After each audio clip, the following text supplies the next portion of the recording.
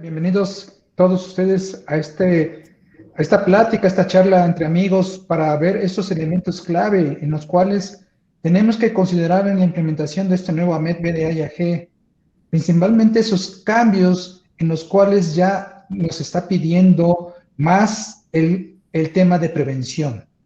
Y ahorita el tema de prevención, entre los tres vamos a platicar de ese tema que es la ocurrencia. ¿Cómo cambió esta tabla de ocurrencia por el tema de prevención? Entonces, más adelante vamos a platicarlo. Bienvenidos.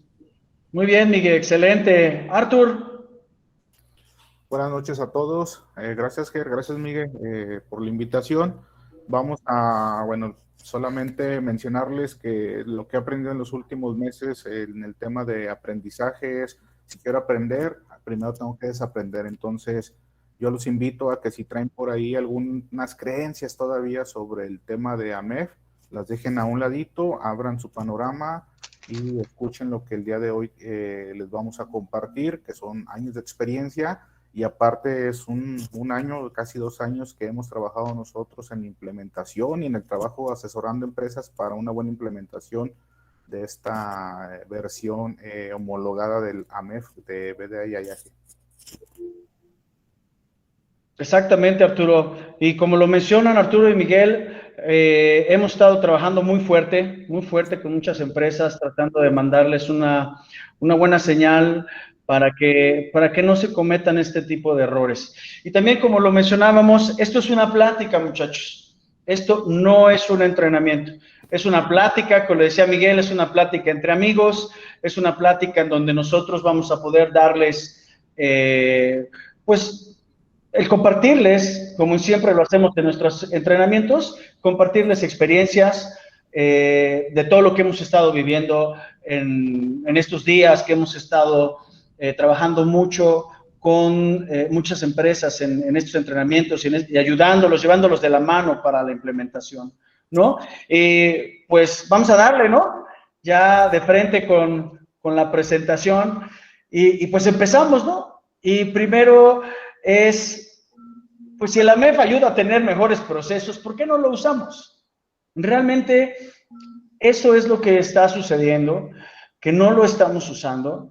Tenemos una secuencia de lo que hemos estado haciendo en la aplicación de la AMEF de proceso, ¿okay? En donde no estamos analizando correctamente los riesgos, no estamos haciendo unos buenos AMEF y profundos AMEF de proceso y producto. Llevamos todavía esas malas prácticas, si se puede llamar así, de hacer copy-paste. Todos lo sabemos, hacemos copy-paste.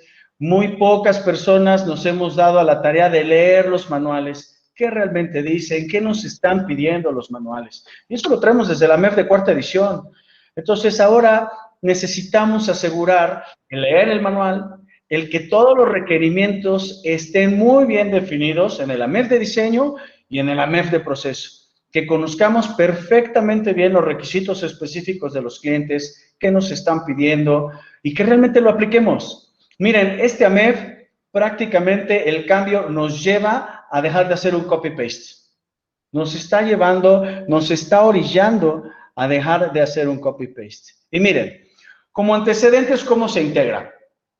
Se integra utilizando como base el AMEF BDA 4ª edición y el BDA 4, ¿sale? Es el matrimonio que tienen los americanos con los alemanes, ¿ok? En donde nos van a proporcionar los lineamientos consistentes, ¿ok? De las experiencias que han vivido las armadoras, todo el grupo de expertos que se juntaron para desarrollar este nuevo AMEF BDA AIAG. Se juntan, hacen muchas sesiones de armonización y al final nace este nuevo AMEF. Incluyen también las AES, ¿ok? Y en esta actualización, pues traen mejores prácticas, traen ejemplos mejorados, ¿ok? Y principal, nos vamos a la seguridad. Nos implementa mucho el tema de la seguridad, de cómo funciona, el que nosotros entendamos cómo está funcionando el AMEF. ¿Cómo funciona? ¿Cómo se aplica? ¿Cómo lo vemos con nuestras piezas? ¿Sale? Esto es algo de muchísima importancia. Ahora, quién tiene la mayor contribución, ¿sale? De la mayor contribución, pues se la lleva la BDA. La BDA se lleva la mayor contribución, que es el AMEF BDA 4, en específico la sección número 4, ¿ok? De estos manuales, ¿no? ¿Por qué se lo lleva? Fíjense, en este manual existían 5 pasos. Estos 5 pasos nos hablaban del análisis del sistema, la evaluación de los riesgos y qué vamos a hacer, cuáles son las acciones. Y fíjense, desde esta edición que venía del 2012, ya están sacando, bueno, ya sacaron la nueva versión de que es 2020. En diciembre del 2020 lo lanzaron, solo está ahorita en versión alemán, ¿ok? Y van a hacer todas las traducciones. Pero hablan de los mismos pasos. ¿Sale? El primer paso es el análisis de estructura. Y luego ¿Okay? Es el análisis de estructura, que es el paso 1 en el manual, y en el AMEF BDA A+G es el paso 2. Después nos habla del análisis de función, análisis de falla, ¿ok? Todos estos pasos, cómo nos viene el análisis de las acciones, las optimizaciones. Estos 5 pasos se incluyen completamente en el AMEF BDA A+G. Es importantísimo que ustedes entiendan, muy pocos habíamos leído el BDA 4, muy pocos comprendíamos lo que venía el BDA 4, ¿sale? Ahora con esto, pues ya empezamos a entender, de dónde viene la filosofía, qué tenemos que leer más, ¿sí? Esto nos va a ayudar muchísimo en la comprensión. Ahora, más adelante Miguel les va a hablar, pues realmente de qué es el AMEF de proceso. ¿Qué es el AMEF de proceso? ¿Ok? ¿Cuál es el propósito, su descripción y sus límites? Y para esto, Miguel, mando los micrófonos para ti, para que nos platiques el propósito de la descripción. Gracias, Germán, muy amable. Y, caballeros, señoritas, propósito de la AMEF. Veamos que el propósito general del nuevo AMEF es un método analítico, sistemático, cualitativo y algo importante, orientado hacia el trabajo en equipo. Uno de los temas específicos, como comentó Germán, es que el AMEF actualmente se maneja como copy-paste o lo hace una sola persona. Normalmente el ingeniero de manufactura, el ingeniero de procesos. El nuevo AMEF lo pone y está textualmente en el manual que debe hacer una orientación a trabajo en equipo. Tanto que dentro de esa metodología que le llaman de las 5 T's, una de las T's es trabajo en equipo. Entonces, algo importante, si no tenemos un equipo multidisciplinario para hacer el AMEF, vamos a pasar lo mismo que estamos pasando con el A+G. Ahora, los pasos o la descripción de este propósito es, veamos, evaluar los riesgos técnicos de falla de un producto o proceso. El AMEF es un análisis de riesgos técnicos, es decir, enfocado al producto y al proceso. ¿Qué es esto? Los modos de falla. Ese análisis de los modos de falla, ¿cómo lo estamos llevando a cabo? El análisis de las causas y los efectos potenciales de esas fallas, ¿sí? Algo que viene esta nueva metodología es que pone un orden en la forma de cómo hacer este análisis. En la edición de la A+G, cuarta edición actual, ustedes ven que primero tenemos modos y después tenemos los efectos. Ahora primero tenemos el efecto y después el modo en esta nueva edición. Entonces, es un cambio interesante cómo plantea estos análisis. Y también, dentro de los cambios importantes, es documentar acciones preventivas.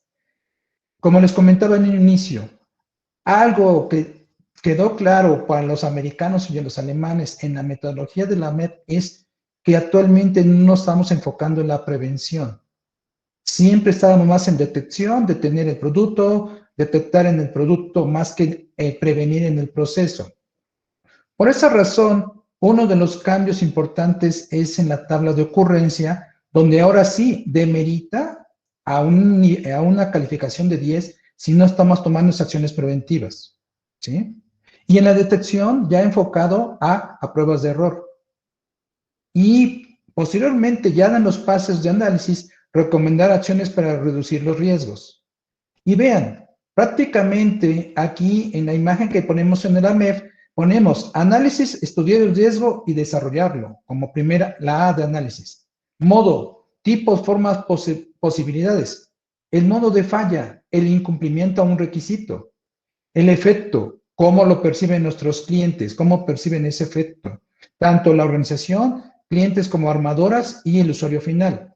Y por último, fallas. ¿Cuáles son las fallas o causas potenciales de falla? ¿Sí? Adelante, por favor, Germán. Ahora, en el mismo manual, en el 1.2, Objetivos y Límites de la MEP, ahí nos identifica que el objetivo de la MEP es identificar las funciones de un producto y los pasos de un proceso, ¿sí? Aquí cambia la estructura de la MEP. Mientras que en la MEP anteriormente, o el actual, manejamos modo, efecto de la falla, a causa, y de ahí nos vamos a los controles, aquí hay que entender primero la función del proceso, la función del producto. Y con esas funciones vamos a ver requisitos tanto del producto como del proceso para entender que esos requisitos del proceso se van a convertir en causas potenciales. ¿Sí?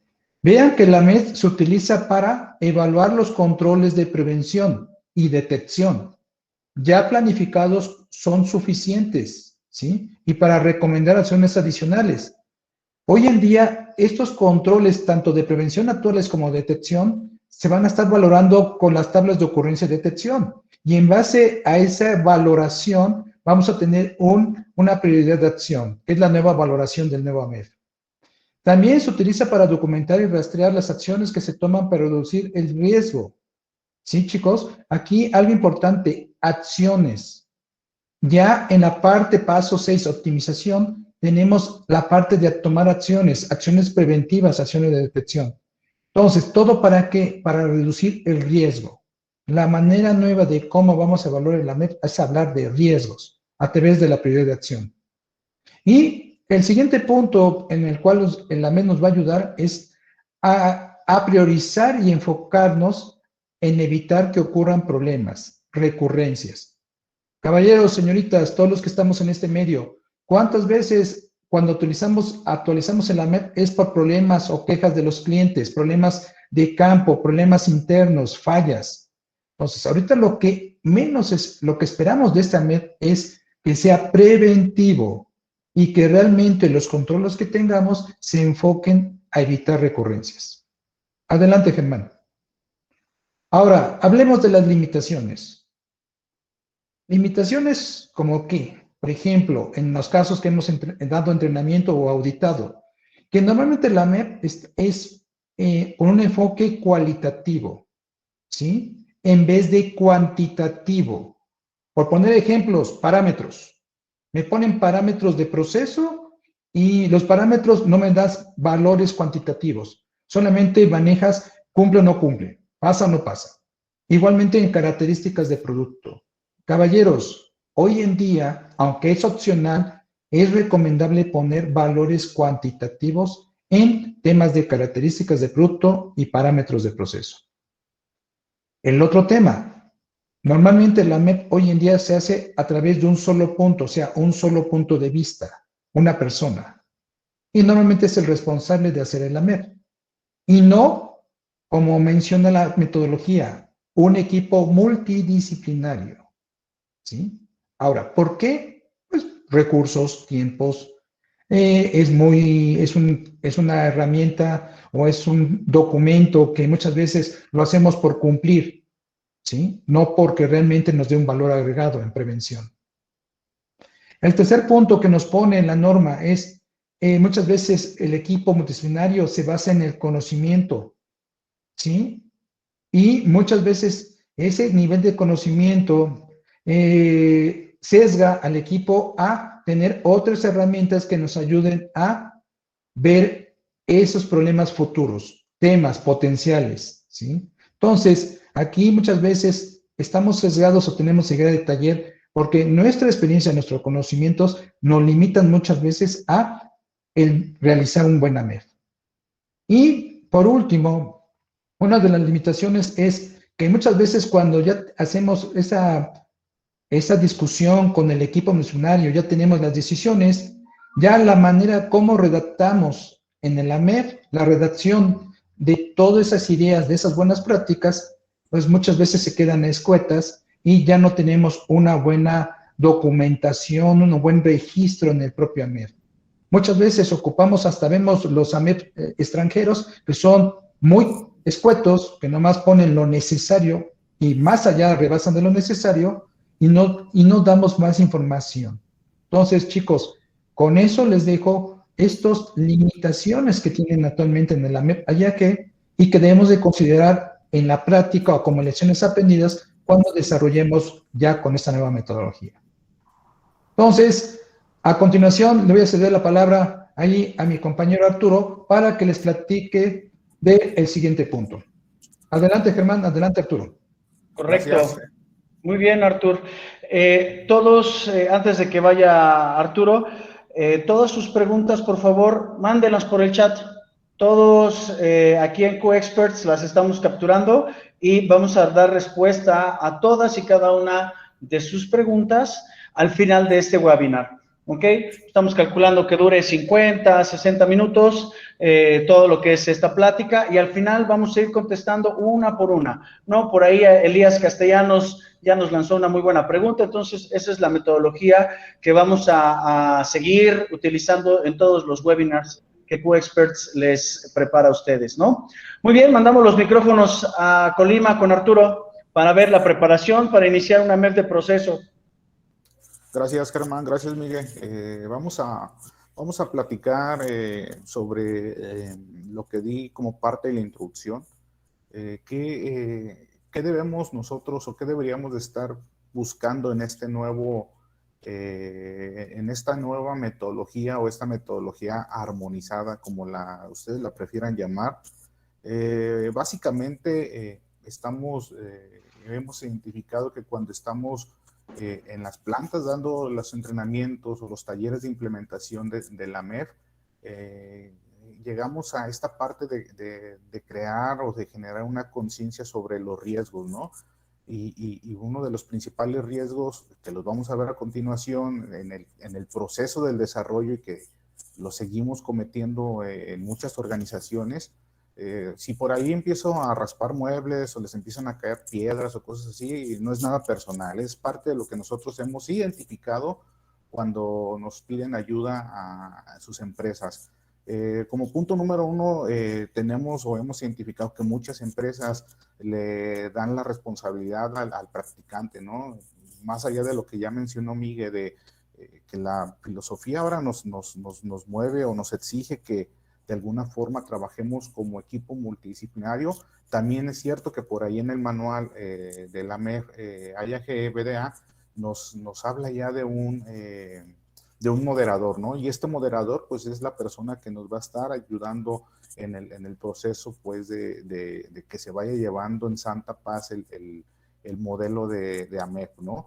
Evitemos, pues, para que una MEF falle, evitemos, pues, darle esta responsabilidad a una sola persona, sea el ingeniero de procesos con su practicante o el practicante, ¿no? El siguiente punto del por qué falla, pues, muchas veces lo vemos como un tema más allá de que si es un requisito del cliente, lo hacemos con el afán de decir, ya para que no me esté diciendo nada el cliente, ya preséntaselo, ya dáselo, ponle lo que él te dijo, y bueno, al final de cuentas no es cumplir un capricho, ¿no? Sino cumplir una necesidad que tenemos como planta, como seres humanos, como personas que trabajamos en industria automotriz, y bueno, de cuentas satisfacer los requisitos o los requerimientos que están marcados en una norma automotriz, ¿no? Un tercer punto, y de los que más he identificado yo en las plantas, es aquel que si un proyecto tiene un estimado de 5 años desde que se concibe, se empieza a trabajar con la concepción del diseño y toda esa parte de empezar a nominar a los proveedores, más allá de iniciar en las fases tempranas, fase 1, fase 2, el desarrollo de estos AMEF junto con la definición de los requisitos y de las características especiales que voy a tocar más adelante, pues muchas veces lo que hemos identificado es que lo van haciendo ya en las últimas etapas, ¿no? Por ahí de una semana antes de presentar el PIPAP o de la corrida de 2DP, Run and Rate, y estamos ahí, ¿no? Dale y cópiatelo y tráete de allá, ponle de acá y hacemos un Frankenstein, ¿no? Luego cuando va el cliente y nos va a validar la corrida del proceso, pues ahí le andamos batallando con esos temas. Otra parte por la que nosotros hemos identificado, otra forma por las que falla es que no es revisado este AMEF, no sé, o ese FIMA no se revisa, ¿no? Y no se maneja como una herramienta dinámica, una herramienta que le llamamos viva, ¿no? Simplemente la dejamos ahí, alguien ya la hizo, y bien lo mencionó Miguel, la estamos actualizando cuando ya los problemas nos están cayendo de rebote, es decir, cuando ya empezamos a tener las reclamaciones oficiales y no oficiales. Otra de las situaciones por las que no se involucra el equipo y llega a fallar la herramienta, pues es básicamente porque no se entiende, no se comprende las necesidades, no se comprende la herramienta y no tratamos nosotros de llevar a cabo esa interpretación correcta de lo que nos está mencionando el manual. Y bueno, más allá de que a veces tenemos mentores que efectivamente muchos de ellos, porque así alguien les dijo que se hacía, tratan de llevarlo de esa forma y en ocasiones pues sale erróneo, ¿no? La siguiente, por favor, Germán. Ahora vamos a hablar un tema que es importante, como ya lo mencionó Miguel anteriormente, algo que debemos de considerar y debemos nosotros estar trabajando, ¿no? Entender claramente que es un requisito específico del cliente o los famosos Customer Specific Requirement contra un requisito del cliente. El Customer Specific Requirement va relacionado, va vinculado a todas aquellas cláusulas, aquellos temas que tienen que ver con el tema del sistema de gestión de calidad, y los requisitos del cliente al final de cuentas son todos aquellos que están marcados dentro de nuestra nominación como proveedores, y normalmente nos lo dan ¿dónde? En los dibujos, requisitos técnicos, especificaciones, algunos temas que ya van muy específicos del producto, nos los van dando ahí, ¿no? Estos requisitos no solamente son del producto, ¿verdad? Pueden ser especificaciones técnicas o pueden estar relacionados a la producción, a la fabricación, al empaque, al manejo de los materiales, incluso a la entrega o a la transportación, ¿no? Si aún tenemos por ahí algunas dudas de qué es la diferencia entre estos dos, yo los invito a que le den una leída a los términos y definiciones que están marcados en la norma IATF, y por ahí van a encontrar esta información, ¿no? Adelante, Ger, por favor. Y bueno, y tomando este tema de los requisitos específicos, perdón, de los requisitos del cliente, por aquí les presentamos una infografía o un mapa de características de cómo nosotros podemos identificar, ¿verdad? Al principio, uno de los problemas más frecuentes cuando estamos en las organizaciones es que cuando pedimos cómo están analizando esos requisitos, cómo están analizando la estructura, la función, se complican mucho la existencia y la vida porque esta parte no se entiende. Básicamente, lo que nosotros mostramos aquí es cómo esos requisitos pueden estar vinculados hacia un tema legal, a un tema de regulación, a un tema de seguridad del producto, ¿no? Y todo esto, bueno, lo podemos ver que está alineado en las cláusulas 823312, que nos habla sobre las características especiales designadas por los clientes, y en la cláusula 833, donde nos habla sobre las características especiales, incluyendo las del cliente, es decir, cómo la organización está mapeando estas características para considerar y determinar cuáles son esas características claves, esas características significativas, características críticas, estándares de alto impacto, que de alguna forma van a estar vinculadas directamente en nuestros documentos claves del proceso y que tienen que estar alineadas, ¿no? Al final de cuentas, durante las etapas del análisis de la estructura y el análisis de la función, nosotros tenemos que estar ya desde ese momento identificando este tipo de características, ¿no? ¿Sale? Entonces, voy a mandar los micrófonos a Puebla con Germán con Miguel, para que continúe con el siguiente elemento.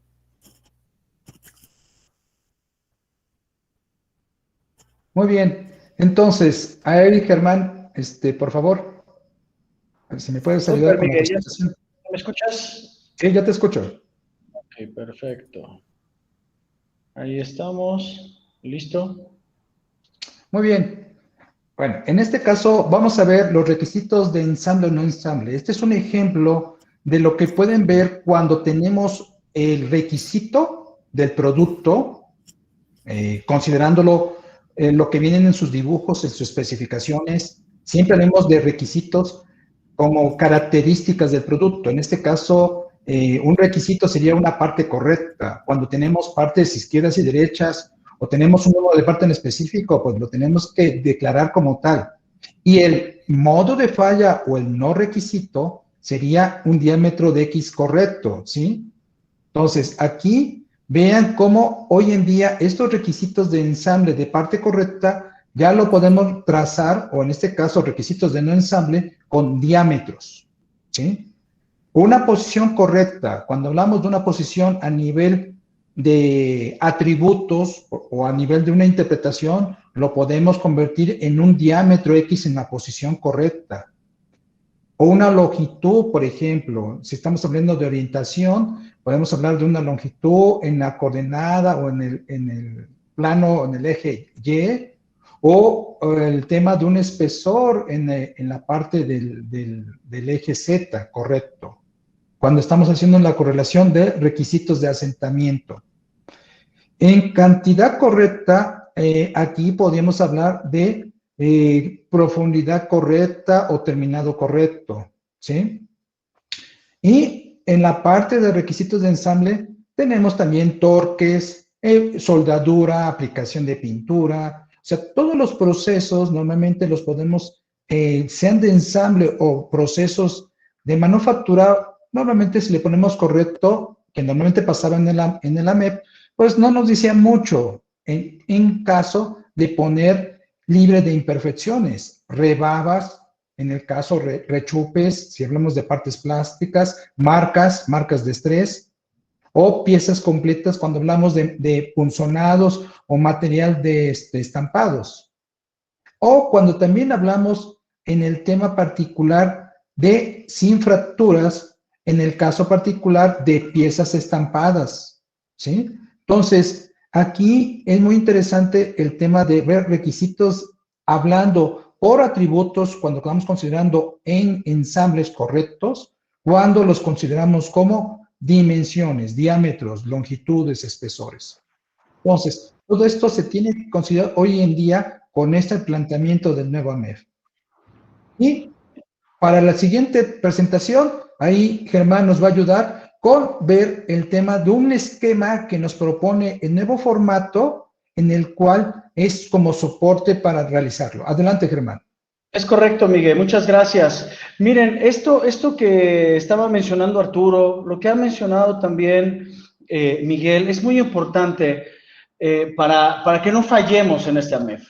Ustedes pueden ver que todos estos requisitos de los que le estamos hablando los tienen que considerar para que no fallemos, ¿sale? Este formato, que es el diagrama de parámetros, nos ayuda a recolectar toda esa información que nosotros tenemos para no fallar. ¿Sale? Importantísimo, y creo que también ya lo mencionó Arturo. Miren, muchachos, en este nuevo AMEF, olvídense del copy-paste. No pueden hacer un copy-paste. Es prácticamente imposible. ¿Por qué? Porque estamos analizando, ok, toda la función, ok, la estructura. ¿Cuál es esa interrelación entre esos pasos? Y miren, un cambio importantísimo que existió en este AMEF es la integración de las 6 M's. Así como mencionó Miguel que tenemos las 5 T's, que son las consideraciones, tenemos las 6 M's. Todos hemos vivido las famosas respuestas, ¿no? Ya que fallamos con el cliente y de repente nos dicen, oye, es que, a ver, necesito que me hagas tu 8 D's, pues ya tenemos esta falla, pónganse a investigar. Y empezamos con la lluvia de ideas. Empezamos también con el 5 porqués y siempre, pero eso es siempre, encontramos la falla con el Ishikawa, ¿no? Empezamos a ver cuáles son las 6 M's: medición, método, mano de obra, máquina, material, medio ambiente. Y siempre llegamos a las conclusiones, y ojo, les doy la generalidad del siempre, ¿sale? Llegamos es que no se consideró en el AMEF, ¿no? Esa operación o ese modo de falla no se consideró en el AMEF. Damos respuestas de personal no capacitado y siempre llegamos a esas conclusiones con con las 6 M's del diagrama de Ishikawa. Ese es uno de los cambios importantes y lo tienen en el diagrama de parámetros que les estoy presentando, que son los factores de variación. El manual como tal les dice, considera las 4 M's. Nosotros les recomendamos, no te limites a las 4 M's, utiliza ya todas las M's que te ponen en el Ishikawa. ¿Ok? Eso es una consideración. Ahora, estas M's las tienes que manejar y utilizar y analizar para todas las funciones que tú vas a ver, para cada uno de los renglones que nosotros vamos a estar definiendo. ¿Ok? Esto es algo muy importante que ustedes tienen que considerar. Vamos a ver un poquito más adelante lo que es la cadena de fallas, ¿ok? Lo que son los requisitos y todo eso, y les voy a dar una fórmula, si lo queramos llamar así, que es el método para encontrar la cantidad de modos de falla posible. Esta información, estamos haciendo una recopilación, ¿ok?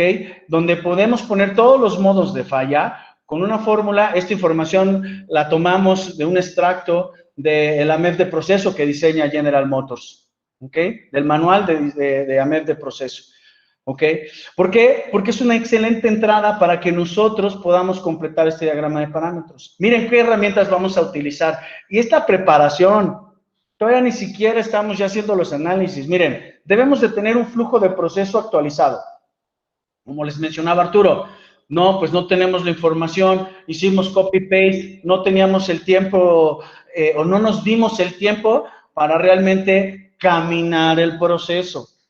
¿Sale? Entonces agarramos el flujo de proceso que nos dieron, no sabemos ni qué versión es, no sabemos ni qué edición es, y empezamos a hacer el AMEF de proceso en el escritorio. No nos vamos al piso. Tienen que caminar el proceso, muchachos. El flujo de proceso nos ayuda a caminar el proceso. Tenemos que definir cuáles son nuestras entradas. ¿Qué vamos a utilizar de materia prima, de componentes, especificaciones? Hablamos de la función del proceso y requisitos del producto, ¿ok? ¿Para qué sirve el producto que nosotros estamos fabricando? Ahora, ya que vimos para qué sirve, ¿cuáles son los requisitos del producto? En inyección de plástico, ahí tenemos un ejemplo, podemos hablar de que sea plástico sin rebabas, ¿ok? Con una apariencia, con un color, ¿ok? Aplicación de pintura sin grumos, soldadura sin perlas de soldadura, un tratamiento técnico superficial, ¿sale? Todo esto van a ser los requisitos del producto. Por eso, hace ratito les explicaba a Miguel, cuáles son los requisitos que nosotros tenemos que considerar de ensamble y cuáles son los requisitos de no ensamble. ¿Ok? Esto también viene de la AMEF de General Motors. ¿Sale? ¿Cuáles son los requisitos de ensamble y cuáles son los requisitos de no ensamble que nosotros vamos a estar utilizando? ¿Sí? Esto es muy importante. ¿Sale? Tenemos 7 requisitos de ensamble, 7 requisitos de no ensamble y tienen una correlación, como les explicaba Miguel. ¿Sale? Ahora, requisitos del producto. Es una interfase con el diseño. ¿Ok? Debemos de considerar las pruebas. ¿Qué tipo de pruebas necesitamos cumplir? Principales características del producto, el peso de la pieza, forma, espesores, si debemos de cumplir con cierta adherencia en la pintura, con cierta resistencia de las piezas, si son piezas de seguridad, ¿ok? Muchas veces ni siquiera lo consideramos. Otra cosa que debemos de considerar son los requisitos generales del proceso. ¿Ok? Es un proceso de seguridad, ¿qué tipo de liberación vamos a tener? Si tenemos una liberación por ser un proveedor dirigido, entonces somos Tier 2, pero nos libera la armadora, y yo ¿qué tengo que entregarle a mi cliente al Tier 1? ¿Qué requisitos del proceso? Por ejemplo, hay empresas armadoras, en este caso, que tienen sus libros de requerimientos, en donde te piden que el proceso de aplicación de pintura tiene que ser forzosamente un proceso de aplicación de pintura automática, robotizada. Ah, pero como nos brincamos esa parte en la preparación de nuestras entradas, ¿ok? De conocer cuáles son los requisitos, entonces, pues diseñamos un proceso manual. Como estamos en México, somos low cost, lo ponemos como un proceso manual. Pues desde ahí ya estamos en desventaja. Empezamos a tener problemas desde que no consideramos correctamente la cotización, desde que no leímos los requerimientos de nuestros clientes y nos brincamos estos requisitos generales del proceso. Tenemos que considerar el proceso principal. ¿Cuáles son los parámetros de los procesos? Temperaturas, tiempos, ¿sale? Tenemos que utilizar para esto los EQIs. Son unas guías. Hoy todos los americanos nos están pidiendo las EQIs. ¿Quién de ustedes ha leído o se ha estado entrenando en las EQIs? Es muy importante porque las EQIs, Continuous Quality Improvement, son guías. Y esas guías, para que nosotros hagamos evaluación de los procesos especiales, nos dan unas tablas de proceso. Y esas tablas de proceso nos ponen parámetros de proceso recomendados, parámetros de proceso de referencia y hacen mucho énfasis en las especificaciones de los fabricantes de esa materia prima, las hojas técnicas, ¿sí? Ahora, les mencionaba al principio los factores de variación. ¿Qué tenemos que considerar en hombre? Pues las competencias, comportamiento, conocimiento, experiencia. Debemos de mencionar la experiencia que tienen en los tipos de tecnología. Las máquinas. ¿Qué máquinas estamos utilizando? Miren, máquinas de inyección. Durante el desarrollo del proceso, mandamos a hacer los moldes a Alemania, a Portugal, a China, ¿ok? Y ya liberamos, pero pues el moldista utilizó una máquina de 1,200 toneladas porque no hay otra. Pero realmente nosotros lo vamos a aplicar en una máquina de 1,000, de 800. Esa carta de parámetros con la que liberamos la transferencia ya no nos sirve, porque son condiciones diferentes. Máquinas, desgaste. Debemos de considerar que la máquina que nosotros vamos a estar utilizando ya tiene un desgaste, ya tiene algunas reparaciones. Hay veces que, como decía Arturo, no se sientan ofendidos, pero pues hay veces que canibalizamos algunas máquinas de proyectos porque ya se echó a perder y entonces empezamos a cambiar refacciones y empezamos a operar con Frankensteins, ¿no? Los mantenimientos no se cumplen, ponemos refacciones no originales, los materiales, ¿sale? ¿Qué tipo de material estamos utilizando? Las armadoras, de acuerdo a las especificaciones y al tipo de material, producto, permiten un porcentaje de reciclado. Permiten un porcentaje de reciclado en diferentes tipos de piezas. ¿Cumplen esa especificación? Porque muchas veces por ahí vienen los errores, ¿no? Que nos dicen, oye, puedes utilizar el 10% de material reciclado de acuerdo al peso de la pieza. ¿Por qué no? Échale el 20, el 25%, ¿no? O no le vamos a poner nada de reciclado. Deben de considerar todos esos factores, todas esas variaciones. Medio ambiente. En el medio ambiente no es lo mismo inyectar una pieza en Toluca que en Puebla. La altura es muy diferente. ¿Ok? Todas esas consideraciones. Para eso es este diagrama. Para que ustedes empiecen a llenar, ¿ok? Y a analizar y a caminar sus procesos. Tengan toda la información para que ya cuando estén realizando y llenando el documento, ¿ok? Tengan toda su información a la mano. Y obviamente ahí en el recuadro gris van a poner el tipo de proceso que van a ustedes analizar. Si es moldeo por inyección, bueno, voy a utilizar mi flujo de proceso, mis entradas, mi análisis de función del proceso, requisitos en cuanto a todo mi proceso de inyección. O procesos de recubrimiento, procesos de soldadura, tratamiento, estampado, el proceso de ensamble, lo que ustedes quieran. Pero esto es una herramienta que hoy debemos de utilizar. ¿Por qué? Por la complejidad de implementación. Muy bien. Mando los micrófonos con Miguel para que nos explique cómo viene el tema de la cadena de fallas. Gracias, Germán. Muy amable. A ver, señoritos, caballeros. La cadena de fallas. ¿A qué le llama el nuevo AMEP cadena de fallas?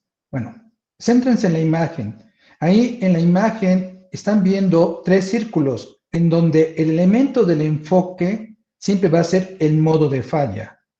Y el modo de falla a la izquierda, lo primero que tenemos que ver es el efecto de falla.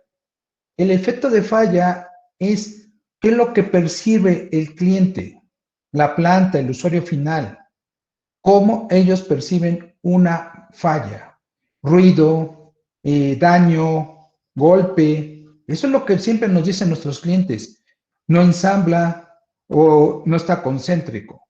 Ellos no te dicen en sí la especificación, no te dicen sí el requisito de la característica, solamente cómo lo perciben. Siempre calidad, cuando tiene una reclamación, lo ven como efectos. El cliente interno, cliente externo o el mismo usuario lo ve como un efecto. Muchas veces el error que cometemos es que los efectos los ponemos como modos, ¿sí?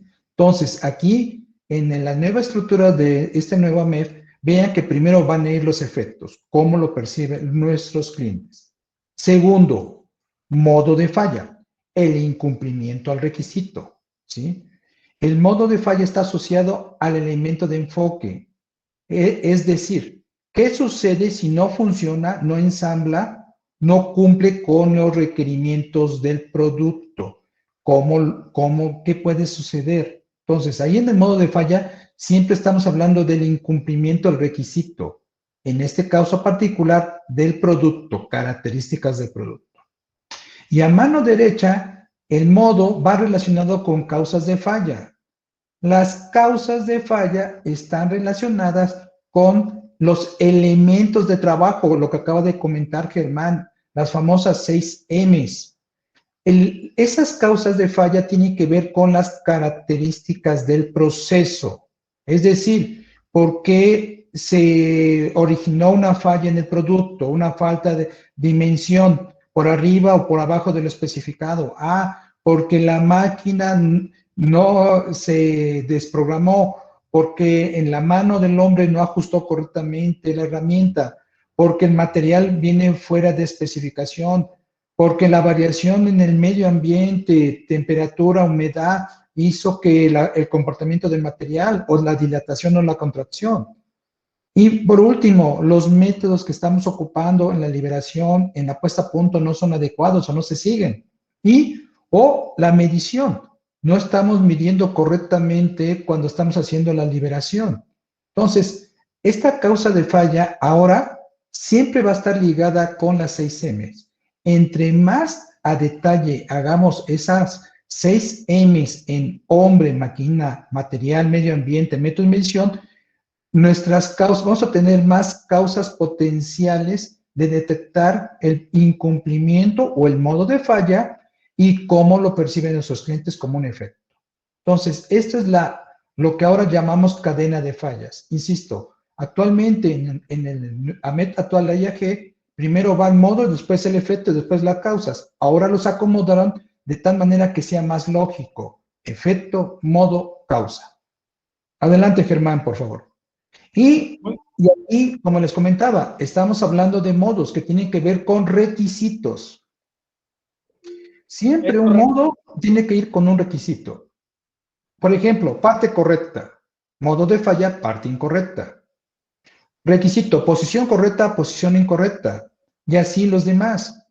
Muchas veces, por ejemplo, voy a hablar como un efecto, ruido. Pero ¿a qué asociamos a ruido? Ese es el efecto. Normalmente le decimos al cliente, a ver, ¿cuál es tu requisito por ruido? Es que no está en el dibujo. Bueno, entonces, ese es el efecto que tú consideras. La pregunta es, ¿existe un requisito para la medición de ruido?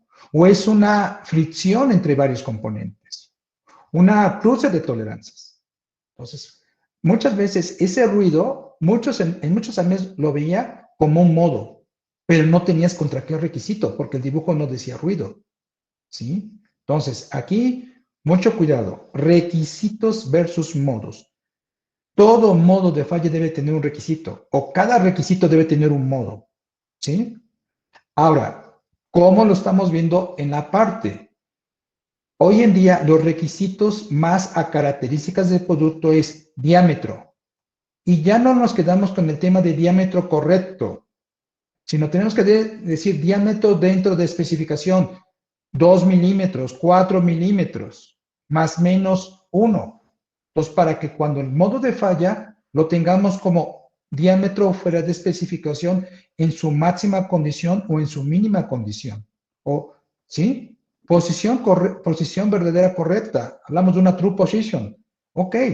El modo de falla es que no estamos dando esa posición verdadera o true position de un diámetro, de lo que nos especifique un GNT. Longitud correcta. Hablamos de longitud máxima o longitud mínima dentro de especificación. El modo de falla sería longitud fuera de esa especificación, en la condición máxima o mínima. ¿Sí? Ya en temas hasta por apariencia, podríamos decir requisitos sin poros, sin rebabas, modos de falla con rebabas o con poros. Entonces, todo eso hoy en día, los modos de falla siempre lo deben de considerar como temas de requisitos, incumplimiento a un requisito. Adelante.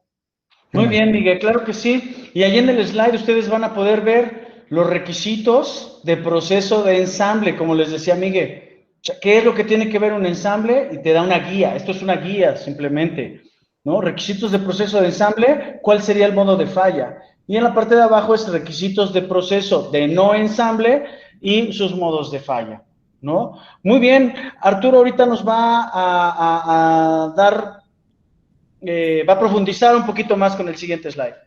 Venga, Arturo. Gracias, Germán. Gracias, Miguel. Pues básicamente ya lo viene mencionando Germán. Nosotros hemos tomado algunas buenas prácticas de los requerimientos de General Motors. Algo que nos gusta mucho es cómo ellos ven el enfoque de la MEF, ¿no? Y nosotros lo hemos estudiado, lo hemos compartido con las organizaciones.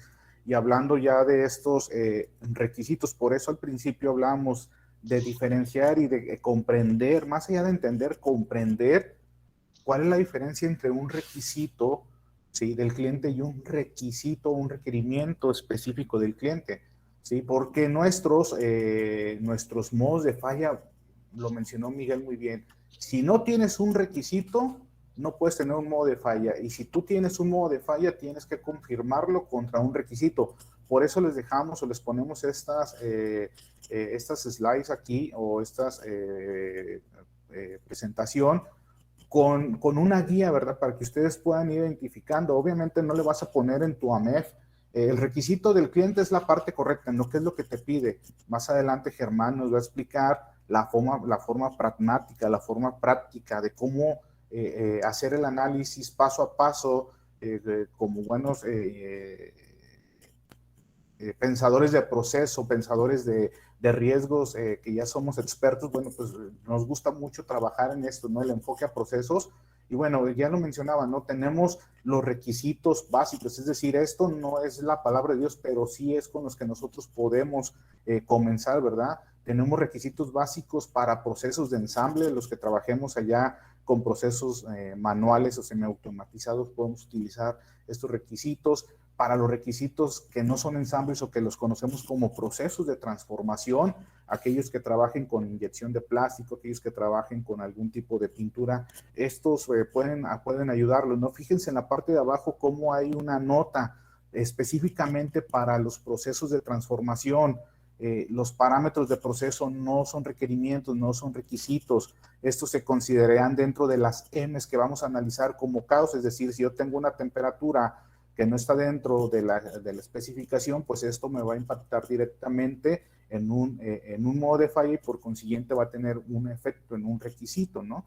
Entonces, por favor, pongan atención en esa parte, porque luego surge la duda ya cuando lo quieren aplicar, pues que, oye, es que me dijeron que, por ejemplo, si voy a ensamblar un tornillo, oye, es que el torque no lo voy a poner ahí. No, es que si el torque es parte de un requisito de un proceso de ensamble, entonces debes de considerarlo como un requisito, ¿no?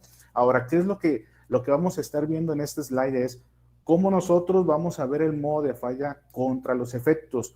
Normalmente nos dice, si nosotros tenemos una parte incorrecta, ¿sí? Es decir, yo voy a colocar el elemento A en el elemento B y yo coloco el elemento C en el elemento B, entonces ya tengo una parte que no es la que me está requiriendo el diseño o el proceso.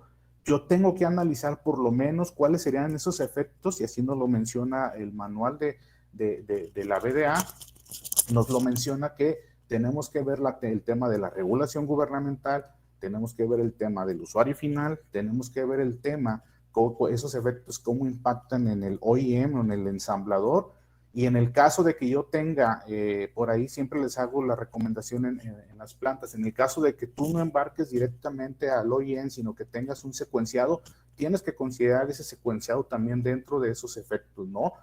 Porque muchas veces los dejamos de lado y nos vamos a aplicar la famosa, sigo la ley como está, ¿no? Y la interpreto como me da mi gana. Ahí no me dice que considere las secuenciadoras. Bueno, es una parte del proceso que debemos de considerar, ¿no? También debemos de considerar cuáles serían esos efectos que están marcados o que voy a tener dentro de la planta y esos efectos que voy a tener en la operación siguiente, ¿no? Siendo, si yo soy un proveedor de cadena o de nivel 1, de nivel 2, debo de considerar eso, y todos estos efectos pues obviamente los tengo que ponderar pues contra la tablita de severidad, ¿no?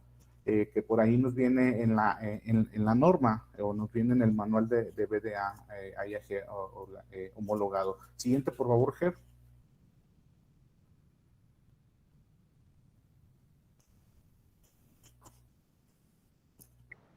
Ahí está, Artur.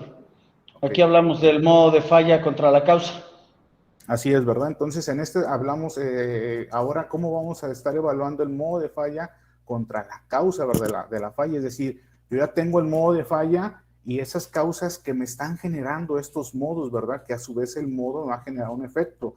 Algo que sucede dentro de las organizaciones cuando nosotros vamos a trabajar con ellos en el taller de implementación de AMEF, nos damos cuenta, y ya lo mencionó Miguel muy bien, es muchas veces los modos de falla los estamos considerando como causas y viceversa, y traemos por ahí un relajo.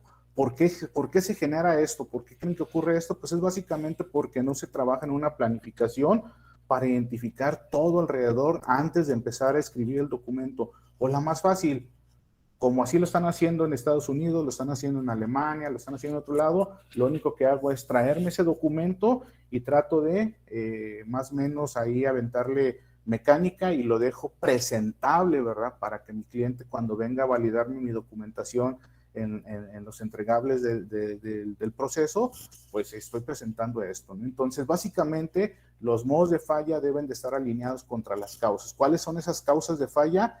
¿Por qué me está ocurriendo este modo de falla? Y los tenemos que direccionar pues directamente a las CEMES. Por eso es que ahora ya va a ser muy complicado si tú haces bien el análisis de la MEF conforme te lo va marcando los pasos del proceso, pues va a ser bien complicado que cuando tengas un problema con el cliente le vayas a echar la culpa al operador, vayas a decir que el operador no está entrenado, vayas a decir que no estás considerando, que no se consideró ese modo de falla, ¿verdad? Porque son las preguntas, además ya hasta nos damos las respuestas a los problemas, ¿verdad? Entonces vamos a dejar de lado esa parte, ¿no? Entonces básicamente... Digo, Artur, es cierto todo eso que dices, es importantísimo que nos quitan ya los pretextos, ¿no? Y por eso les decíamos al principio, esto es elementos claves, esto... digo, a nosotros nada nos costaba con agarrar lo que viene en el manual y ponérselos ahí en la presentación. No, esto es lo que vivimos, esto es lo que vamos y ayudamos a las organizaciones, que ustedes desaprendan y aprendan lo nuevo, ¿no? Y muchas organizaciones han logrado decir, ¿sabes qué? Es más fácil la implementación de este nuevo MEF. No, lo que pasa es que no es que más fácil. Dejas a un lado tus creencias de que venías con la MEF cuarta edición y ahora sí estás aprendiendo la herramienta desde cero, porque antes, ¿qué hacíamos? Alguien nos enseñaba, nos decía cómo, y no sabíamos si nos lo decía o nos lo enseñaba bien. Entonces, la recomendación es desaprende, es decir, lo que ya sabes de AMEF cuarta edición, no lo ocupamos que te concentres en esta parte, ¿no? Y es cuando empieza a fluir esto del conocimiento y se crece en esta parte, ¿no? Claro que sí, Artur. Y por eso les mencionaba hace ratito la relación que hay con el diagrama de parámetros. Ahí vamos a jalar toda la información. Y miren, el siguiente slide nos habla del método para definir los modos de falla. ¿Cuántos modos de falla nosotros podemos tener en nuestros procesos? ¿Sale? Y miren, primero, esto es un ejemplo práctico. ¿Cuántas piezas tengo? ¿ok? En la estación, en la operación 100, por ejemplo. ¿Cuántas piezas tengo? Ah, pues tengo un tornillo, 2 brackets y una cubierta, un cover. Tengo 4. Son 4 partes diferentes. Ahora, estas 4 partes diferentes las vamos a multiplicar por los requisitos básicos de ensamble, que son 7, o por los 9 requisitos básicos de no ensamble que ya vivimos previamente. ¿Ok? Y entonces, los modos de falla potenciales para el ensamble serían 28, porque tengo 4 partes diferentes, más por multiplicado por los 7 requisitos. Para no ensamble serían 36, mis 4 partes diferentes, más mis 9 requisitos básicos. Este resultado es la cantidad mínima de modos de falla que yo puedo tener. Muchachos, les estamos pasando información vital para que no fallen. ¿Ok? Es muy recomendable que hagan este análisis. ¿Cuántas piezas tengo? Y utilizo mis requisitos básicos de ensamble y mis requisitos básicos de no ensamble. Insisto, esta información viene desde el manual de General Motors, el manual de AMEF de General Motors. Otro tip que ustedes pueden estar utilizando es el control de los modos de falla. Ya que implementamos estas fórmulas, si lo podemos ver, tenemos que hacer nuestros análisis con respecto al análisis, a la MEF base, y lo vamos a dividir por procesos y por familias. Ustedes en la parte superior pueden ver los procesos. Son todos los procesos que pudieras llegar a tener en un proceso de ensamble de un número de parte o de una familia. Y en la columna, ok, vamos a poner pues la familia de lo que aplica, ¿no? Aquí yo les ponía la familia de General Motors, de FCA, de Ford, de Grupo Volkswagen, BMW, Daimler, ¿no? Y nuestros procesos, en este caso, por ejemplo, vamos a ver que la familia de GM, pues solo tenemos un proceso que es el de inyección y el de ensamble. Entonces, de acuerdo a lo que nosotros definimos en nuestro proceso, en nuestro diagrama de parámetros, pues encontramos que tenemos 7 modos de falla en inyección, pero tenemos 22 en ensamble. Y hacemos un mapa, ¿ok? En donde este mapa, ¿ok? Va a ser nuestra guía para que nosotros podamos saber cuántos modos de falla tenemos, ¿ok? De nuestro AMEF base, ¿ok? Y cuántas fallas, modos de falla tenemos para nuestros AMEF por familia. Vamos a ver los totales que tenemos por familia y por proceso. Pueden utilizar un ejemplo como este. También van a tener que tener un control de cuántos AMEF tienen y la interacción de estos AMEF. ¿Cuáles son los vínculos que tienen de procesos y los vínculos que tienen por familia? ¿Sí? Esto es muy importante para que ustedes puedan controlar sus AMEF y no tengan una serie de repetición, ¿ok? En sus AMEF. ¿Sí? Por ejemplo, ahí estamos poniendo como una AMEF base, proceso de inspección recibo. En tu planta, todo lo que tenga que ver con inspección de recibo de materiales, les va a aplicar en todos los procesos, ¿no?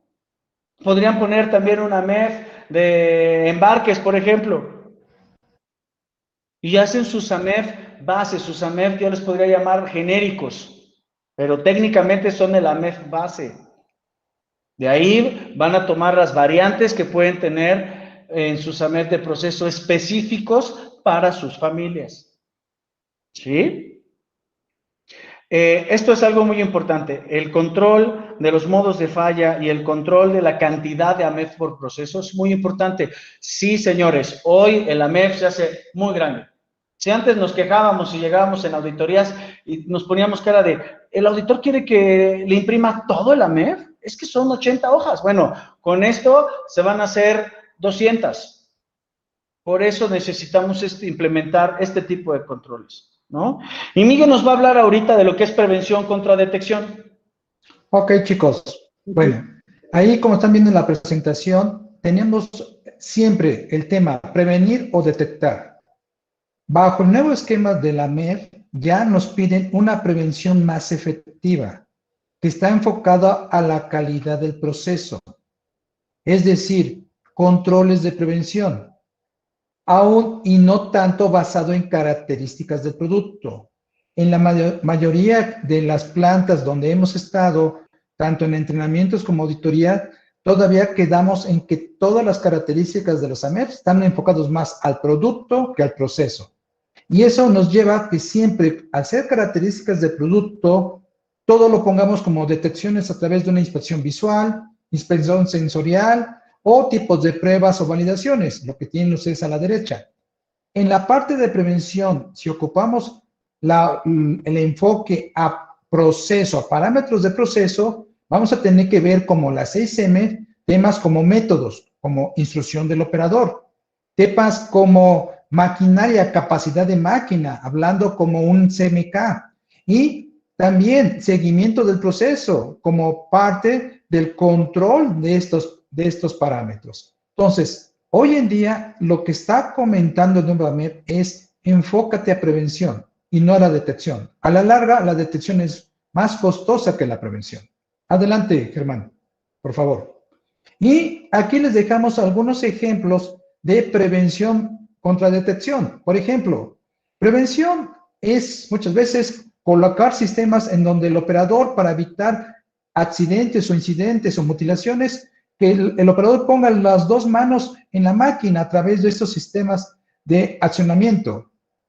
También, lo que nosotros llevamos muchas veces en la operación, sensores, pokayoques, a pruebas de error. Esos son buenos métodos de prevención, ¿sí?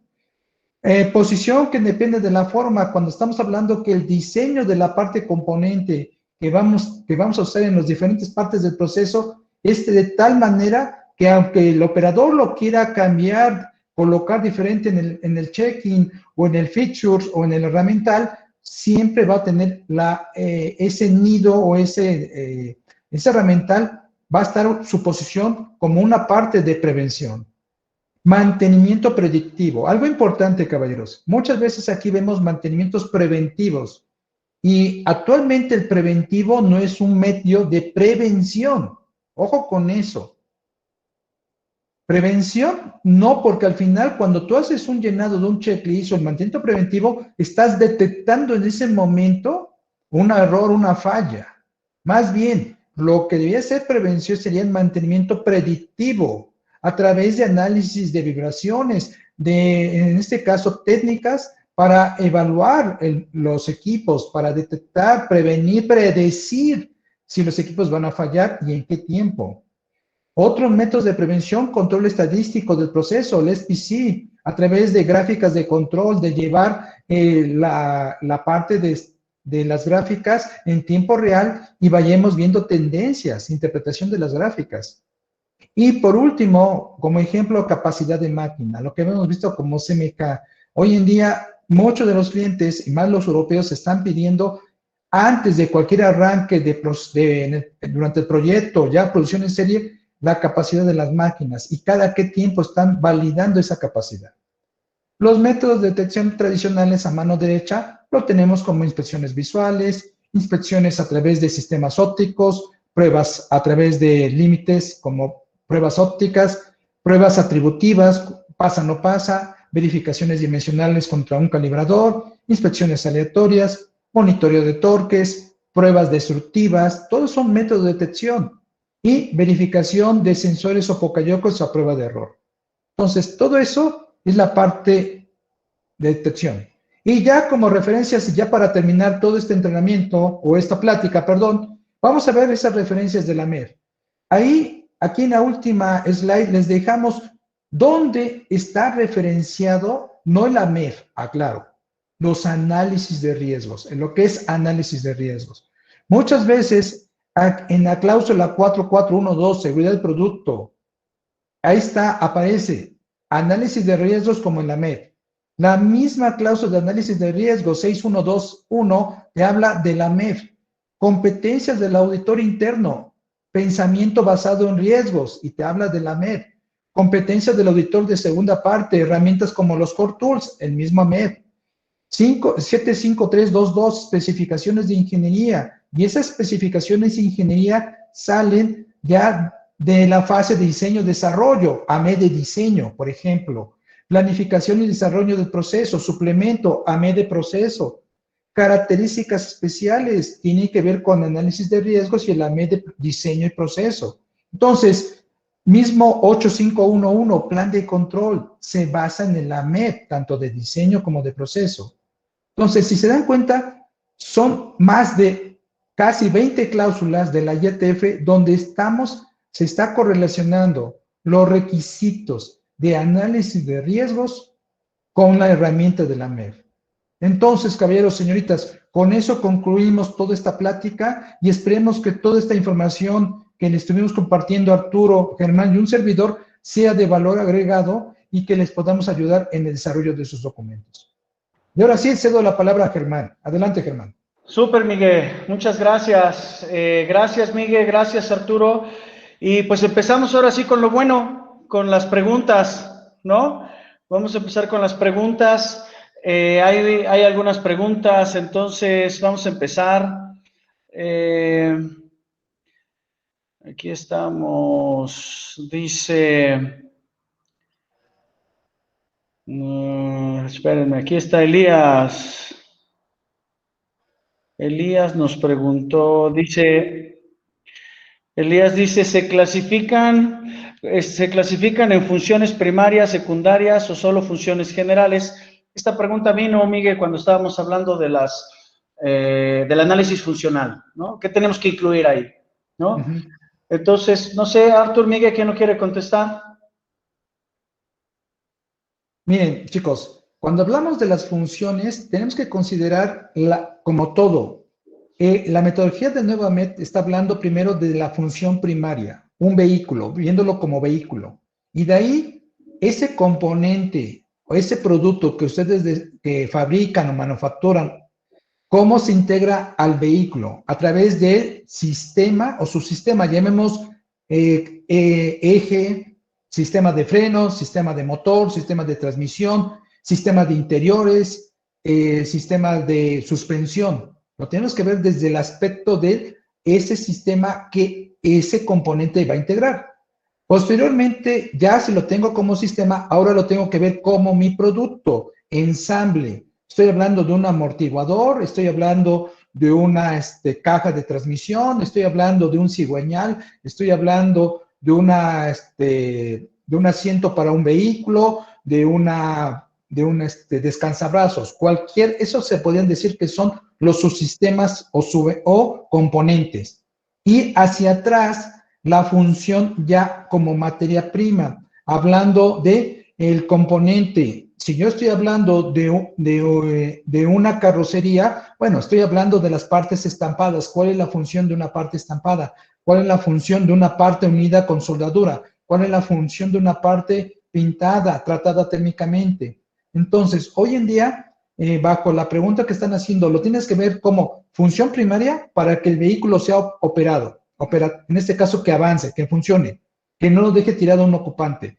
Función secundaria, aquel que pierde un confort, que pierde una función que aunque se pierda, el vehículo sigue operando, no con la satisfacción o no con todo el confort que requiere el usuario final, ¿sí? Y ya lo demás serían funciones a percepción de ruidos, temas de ventilación, temas de olores. Entonces, esa es la manera como hoy en día la MEP lo está poniendo dentro de su metodología. No sé si alguien quiere compartir otra cosa. Arturo, Germán. Sí, Miguel. Y además de esto, todo esto lo vemos en el análisis de la función, ¿sale? Y hay que considerar la etapa previa, que es el análisis estructural, ¿sale? Tenemos que ver cómo está estructurado, ¿ok? Si, como dice Miguel, ok, yo estoy haciendo un asidero de una puerta, bueno, toda la estructura, hay que ver cómo está integrado el sistema. ¿Ok? Yo estoy entregando el asidero, pero mi sistema y toda mi estructura es todo el conjunto de revestimiento de puerta. ¿Ok? Es todo lo que nosotros tenemos que ver. Artur.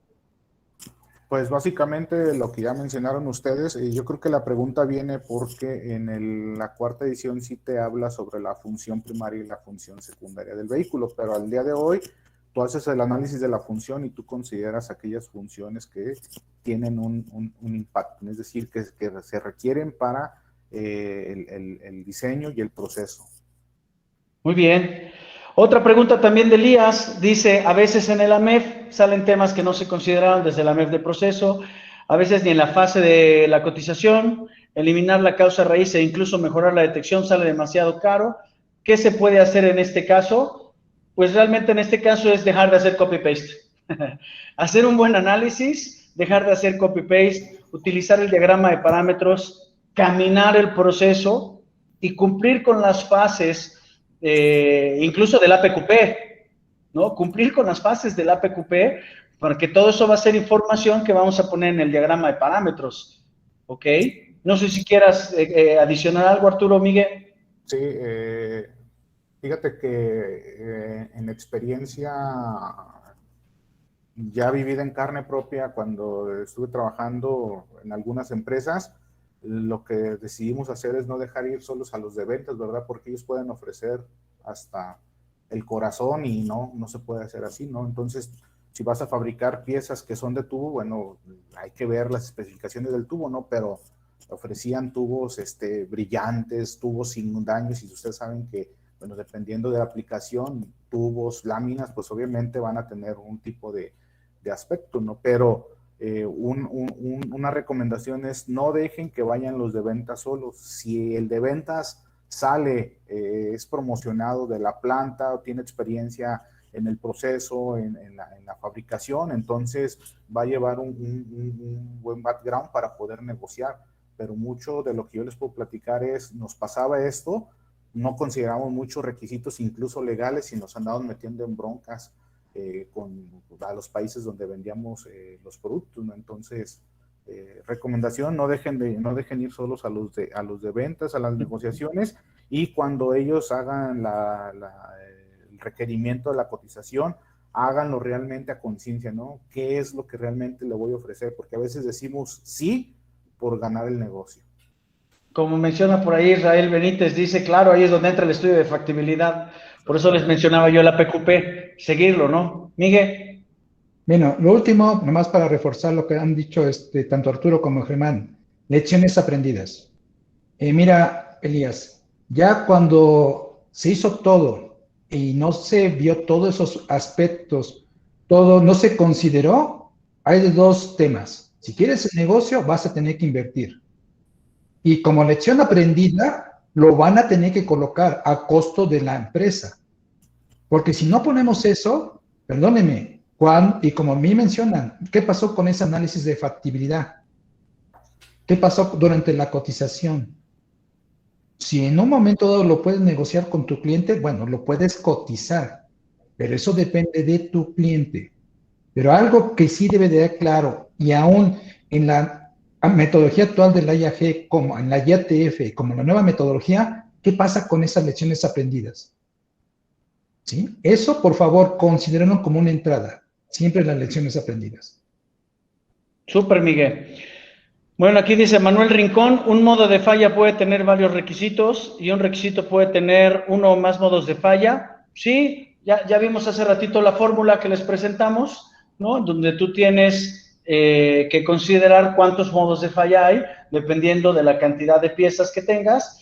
Y como referencia, esto no viene en el manual de la BDA IAG, pero es una guía, muchachos. Como referencia, consideras los 7 elementos de ensamble y lo multiplicas por la cantidad de piezas que estás utilizando en esa estación, y después, o en otra parte, puedes utilizar los 9 conceptos del no ensamble. Entonces, la respuesta es sí.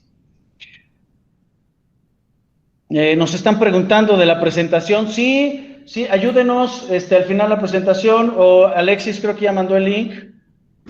Todavía no lo mandamos hasta terminar las preguntas. Se va a mandar un link para que ustedes contesten una breve encuesta de satisfacción. Eso nos ayuda a mejorar a nosotros. Y ya que terminen, les va a mandar a otro link para que puedan descargar la presentación y la puedan utilizar. Por ahí vi otra pregunta acerca de cuándo están pidiendo...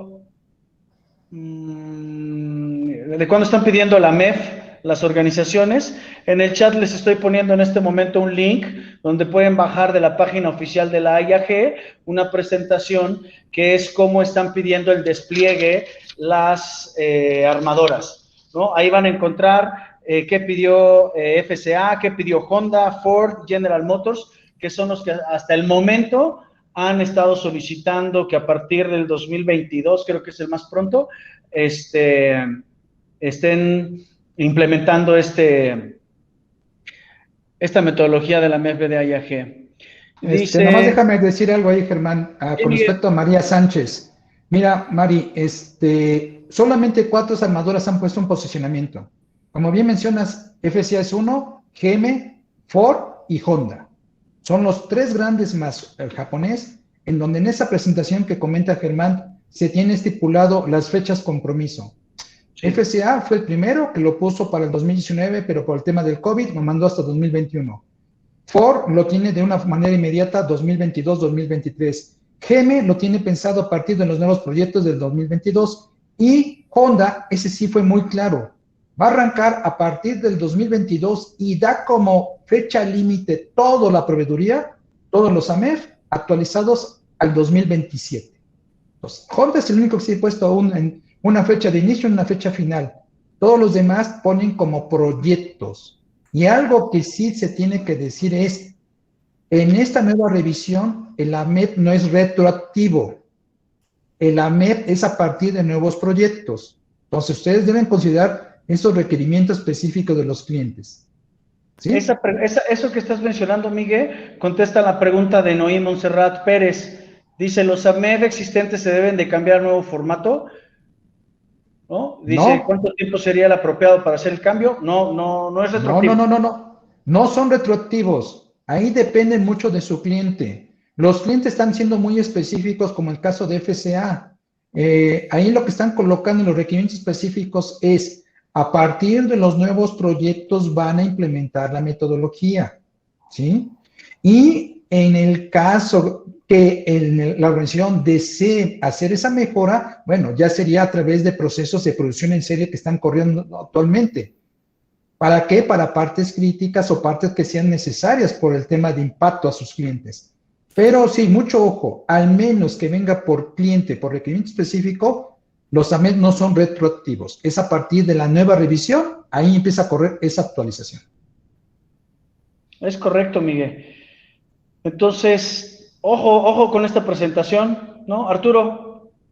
Estoy leyendo, bueno, ya lo había leído, ¿verdad? Pero quería tener la referencia. Mercedes-Benz en su ISTS 2709 está pidiendo ya que también le dé seguimiento a los AMEF con el manual de IAG-BDA.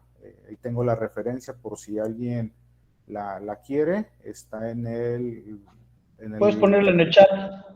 Sí, ahorita se las pongo por ahí. ¿Sale? Nada más déjame conectar mi compu porque ya se me anda descargando. No te vayas a perder, ¿eh? Muy bien. No. Ok, seguimos. Dice, ¿qué tal? Buenas noches. ¿Dónde puedo encontrar los requisitos de AMEF para cada cliente? GM ya pide esta nueva versión. ¿Hay algún lugar donde yo lo pueda consultar? ¿Qué clientes requieren la nueva versión? Sobre esta misma presentación y como lo mencionamos, los requisitos específicos de los clientes nos van a estar avisando, ¿no? En los portales de los clientes nos van a estar diciendo cuándo lo van a implementar, ¿no? Por el momento General Motors lo pide que utilicemos hasta el 2023, pero ojo, sigue en análisis. Porque muchos de estos cambios, General Motors pues, lanzó también su AMEF, que es información que les dimos, entonces están haciendo un análisis de qué van a implementar. Por lo pronto ahorita les están pidiendo la AMEF de General Motors, que lo consideren y que lo incluyan en la AMEF que utilizan hoy de los formatos de la 4ª edición de IAG, ¿no? Son complementos. Entonces sí, péguense mucho a sus armadoras, pregúntenle a sus SQAs, incluso véanlo con la parte comercial, qué están pidiendo y cómo están actualizando estos requisitos específicos. ¿Ok? Dice, buenas noches, hasta donde tengo entendido solo FCA. Bueno, ya platicamos con Mariana Sánchez de esto. Ilse Victoria dice, ¿por qué los sensores son prevención y no detección? En este caso particular, lo que presentamos fue sensores, lo que llamamos a prueba de error. Aquí hay un tópico, si hablamos en la operación, un pocayoke, muchas veces ustedes lo visualizan como un sensor o como una prueba de error. Aquí nada más hay que tipificar bien. En la norma, en la IATF te habla de a pruebas de error. ¿Sí? Sistemas a prueba de error. Pero estos sistemas a prueba de error son muchas veces sensores, son sistemas donde va un sensor con una tarjeta electrónica, la cual a través de decisiones, algoritmos, ya te dan el cumplimiento o no cumplimiento. ¿Sí? Mucho Incluso, perdón Miguel que te interrumpa, pero incluso depende cómo está configurado.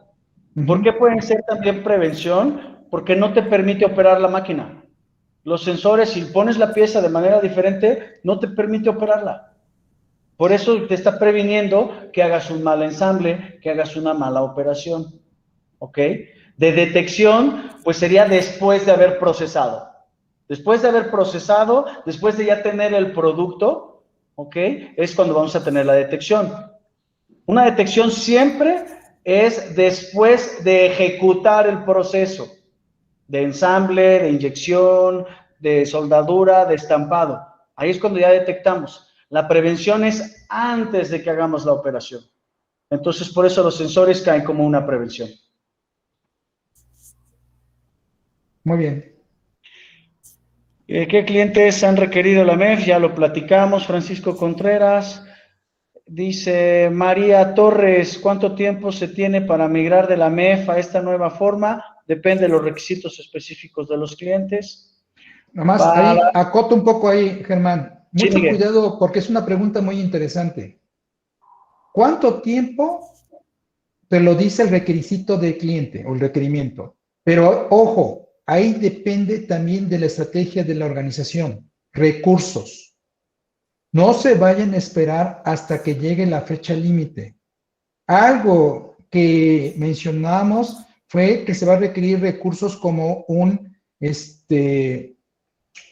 equipo multidisciplinario, el tiempo, porque va a ser una MEF más largo, facilitador de la MEF, o sea, se requieren más recursos.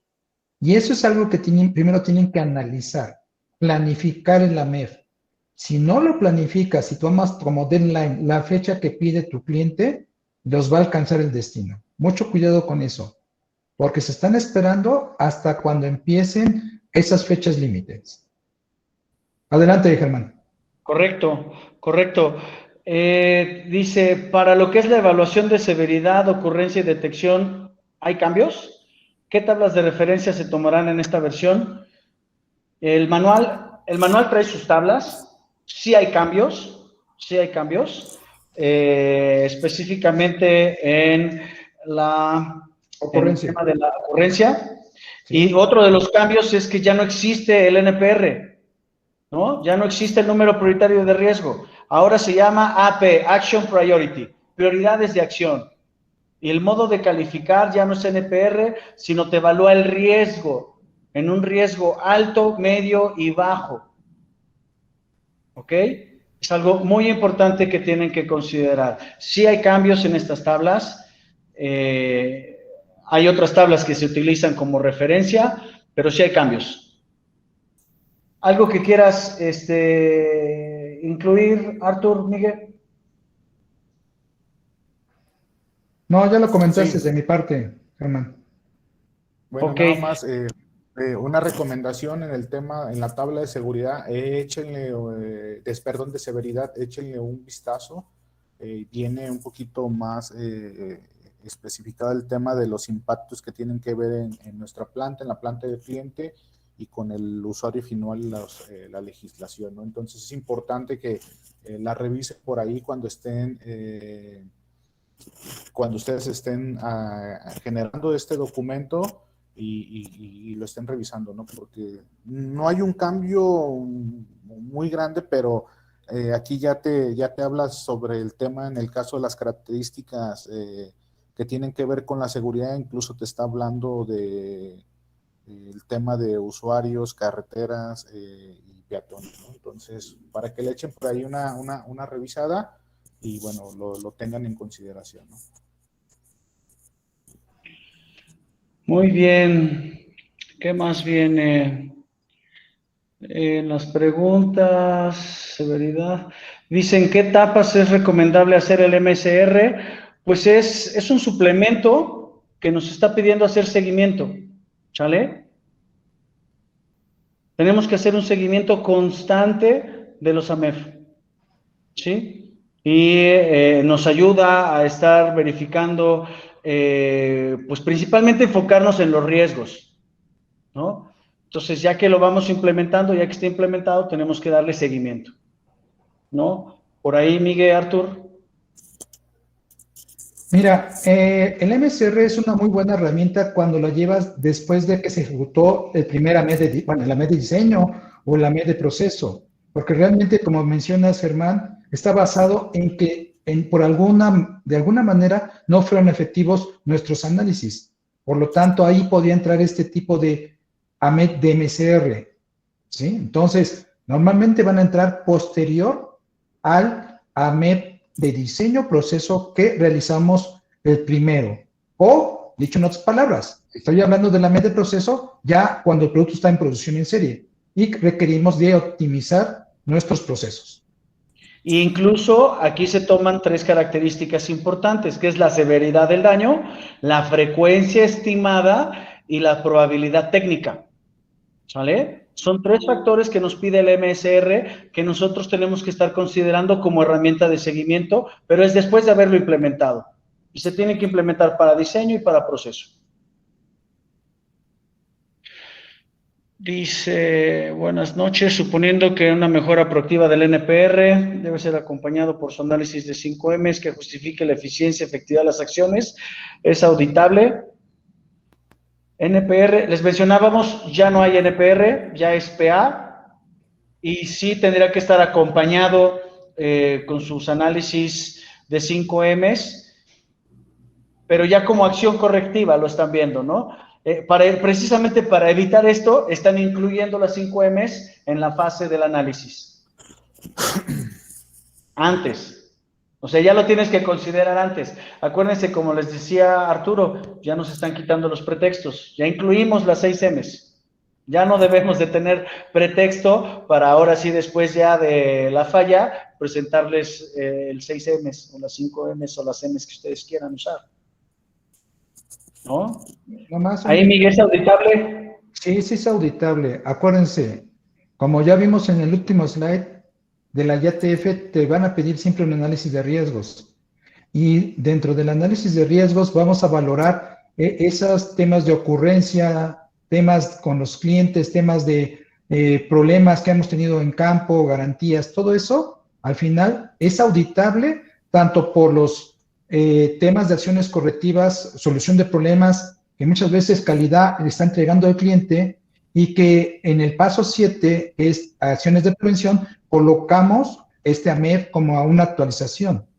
El otro tema también es, si van a incorporar el análisis de las 5Ms ahorita en una etapa de la meta actual del IAG y que esa misma plataforma lo van a llevar en su debido momento al IAG BDA, bueno, se puede hacer, solo que estamos hablando que son dos herramientas o dos formatos que en contenido, el del IAG BDA tiene más contenido que el de IAG por sí solo. Entonces, sí es bueno, sí podría ser una buena práctica, pero empiecen a desarrollarla bajo la metodología que está pidiendo IAG BDA, si lo quieren llevar hasta en cierta manera al formato IAG.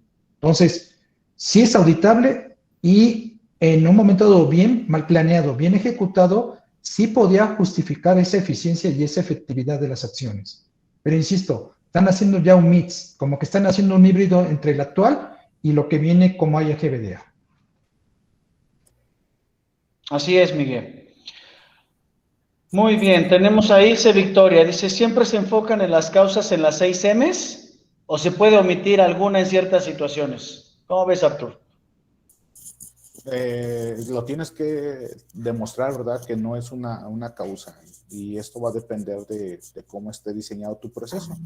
Entonces, sí hay ocasiones, por ejemplo, cuando hablamos del material, hay algunas operaciones que no tienen material indirecto, porque esta M habla sobre material indirecto, ¿no? Entonces, en ese caso, no hay algún material que te impacte, ¿verdad? Es decir, que te pueda generar un modo de falla contra el requisito, ¿no? Entonces, ¿se puede omitir? Sí, siempre y cuando esté estipulado, pero no vayamos a salir luego un año después, es que no No se consideramos consideró en el AMEF. la causa, ¿verdad? Por eso utilicen bien su diagrama de parámetros que les mencionaba. Eso es su mapa para que no fallen. Ven su proceso y analizan todas las características. Y desde ahí vas a definir si necesito cuántas M's, 4, 3, 6, 8, las M's que tú quieras. ¿Sale? Normalmente son 6. El manual nos habla de 4. ¿Ok? Pero incluso ustedes pueden incluir otras 2 que podría ser money y management, ¿no? O sea, todo lo que es la lana y la administración, lo pueden incluir. ¿Ok? Así es.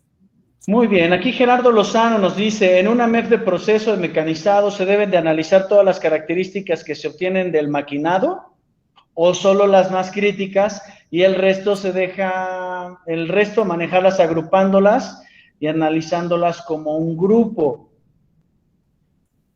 Bueno, aquí yo te podría decir que tendrías que ver cómo está diseñado tu proceso, tu flujo de proceso y definir tu AMEF base, dependiendo de las familias de productos. Tú dices, bueno, este es mi AMEF base, estas etapas de maquinado aplican para todos mis productos, lo dejas como AMEF base. Y después ya te vas a las familias en donde empiezas a ver cuáles van a ser las características que tú vas a analizar, dependiendo lo que te pida la MEF por familia.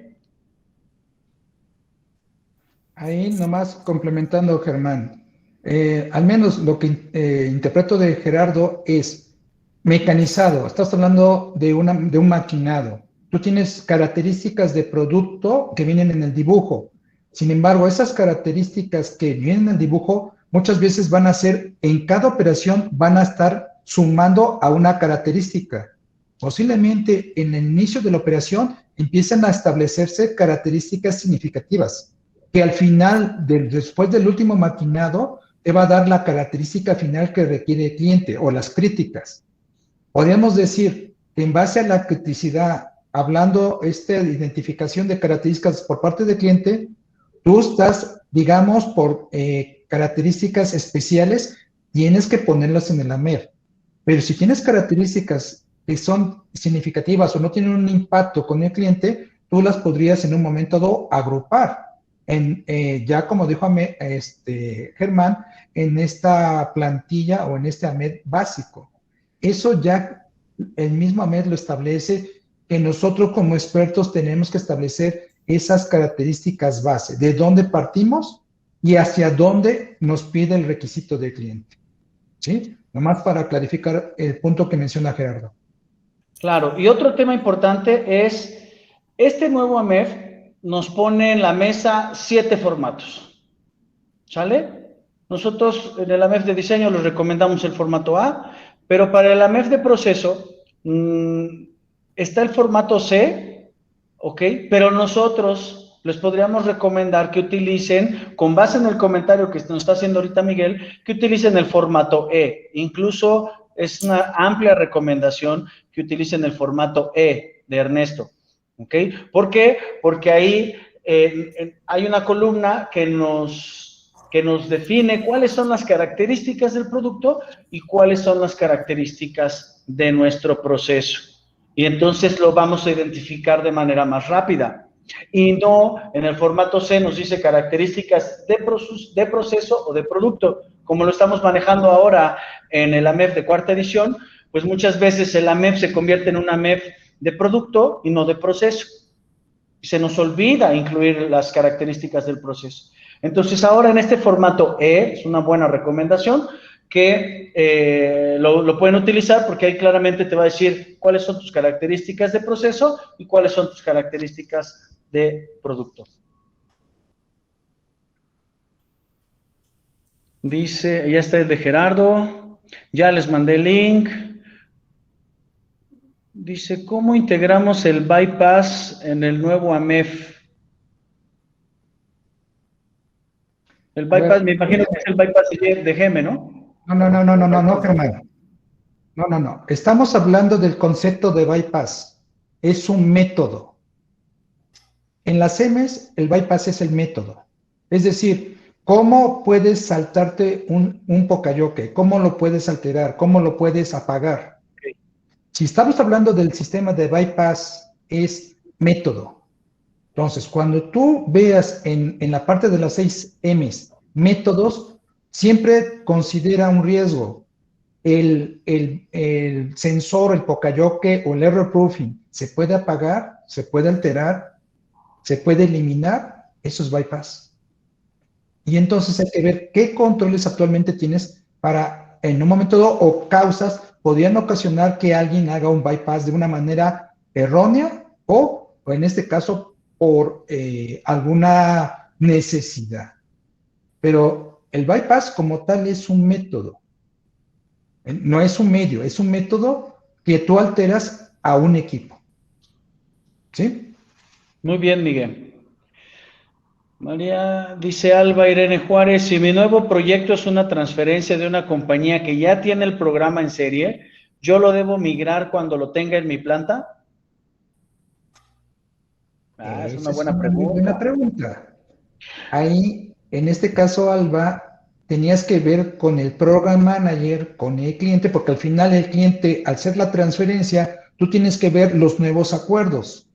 Si estás en un proyecto, voy a empezar en la fase 2 del APQP, diseño y desarrollo del producto, y tú lo vas a mandar a tu planta ya en la fase 3 o la fase 4, bueno, ¿qué acuerdos llegaron con el cliente? El producto sigue siendo el mismo, el proceso se entiende que sigue siendo el mismo. Aquí no nada más es en qué etapa dejaron de lamer en la planta original y qué consideró el cliente cuando se traslade a tu planta. Y ahí, por ejemplo, si vas a tener que hacer un nuevo estudio de estas 6 M's, porque si tú estás hablando de las condiciones en el extranjero, voy a poner en el ejemplo que ponía Germán, medio ambiente, tu planta en donde lo traes está a nivel del mar y tú te lo llevas a un lugar en México que está a 2000 metros del nivel del mar, pues las condiciones ya son diferentes. ¿Sí? Entonces, sí se tiene que revisar con el program manager, se tiene que ver con el cliente para que en un momento dado, cómo es la transferencia de la MED, hablando en la etapa que se quedó, a tu nueva planta, a la nueva ubicación. No sé si quieres decir algo más, Germán. Artur. No, básicamente es eso, cuáles fueron los acuerdos, ¿no? Dónde se quedaron y qué es lo que vas a hacer tú ahora en tu transferencia. Claro. Para cuentas claras, amistades largas, dice el dicho, ¿no? Pues más, acuérdense, ¿cuáles son los acuerdos comerciales que tienes? ¿No? Así es. Ok, dice, ¿se puede repetir la referencia de Mercedes-Benz? Ya la tienes en el chat, ya la mandó Arturo, un link. Aletia ya lo tienen ahí. Dice, en este cambio de formato, dice Noemí Montserrat, en este cambio de formato involucra algo de Reverse FIMA. No por el momento, no han mencionado nada. A ver, chicos, acuérdense que la MED de reversa es, otra vez, metodología. Tú tienes una MET normal, tú lo estás llevando desde el inicio, en este caso, paso 1, paso 2, paso 3. Bueno, podríamos decir que la MET de reversa tú lo ves en la parte de optimización. Acuérdense que en optimización vamos a ver los controles y qué podemos mejorar. Bueno, ahí podrías aplicar el MET de reversa. Y básicamente ver si realmente los controles que tenemos actuales están implementados y están llevando a cabo. Si no, crear acciones para que otra vez esos controles se mantengan, se implementen. Básicamente, como metodología, la MED de reversa es un soporte del propio AMED, pero viéndolo desde el piso, viéndolo como implementación piso a nivel documento, controles. No sé, Arturo, Germán, ¿algún comentario? Si No, lo vemos Miguel, desde, vamos bien. sí, nada más, si lo vemos desde el enfoque, o si la pregunta es del enfoque como requerimiento de algún cliente, el enfoque de Reverse Prima es una auditoría que se hace a los modos de falla.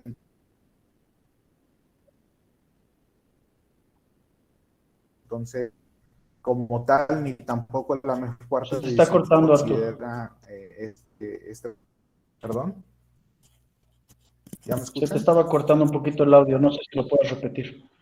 Ok, les mencionaba que como AMEF de reversa, como requerimiento solamente en México lo requiere General Motors y algunos Tier 1, que obviamente están alineados con GM, algunos otros clientes Tier 1 ya lo están pidiendo a sus subproveedores, y en algunos casos Renault y Peugeot en Europa sí lo están pidiendo, ¿no? Entonces, si es el enfoque o la pregunta va enfocada a este requerimiento específico de General Motors, el AMEF de reversa como metodología de auditar los modos de falla, que así lo maneja GM, no está incluido ni en esta versión inicial del AMEF armonizado, ni tampoco está en el AMEF cuarta edición. Es algo que es específicamente de ellos. ¿Que se puede hacer? Obviamente se puede hacer tanto en este como en la cuarta edición. Es algo que se puede hacer, ¿no? Porque al final de cuentas es precisamente de esa tablita que presentó Germán, donde vienen todos los modos de falla, es sobre, vamos a ir a identificar si están todos los modos de falla en nuestro AMEF de proceso.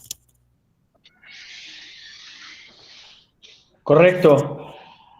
Tenemos otra pregunta. Dice, ¿dónde puedo consultar por escrito el punto que dice que no es retroactivo? Ángel, en la página 18 del manual en español está el punto 1.3.5, estrategia de transición.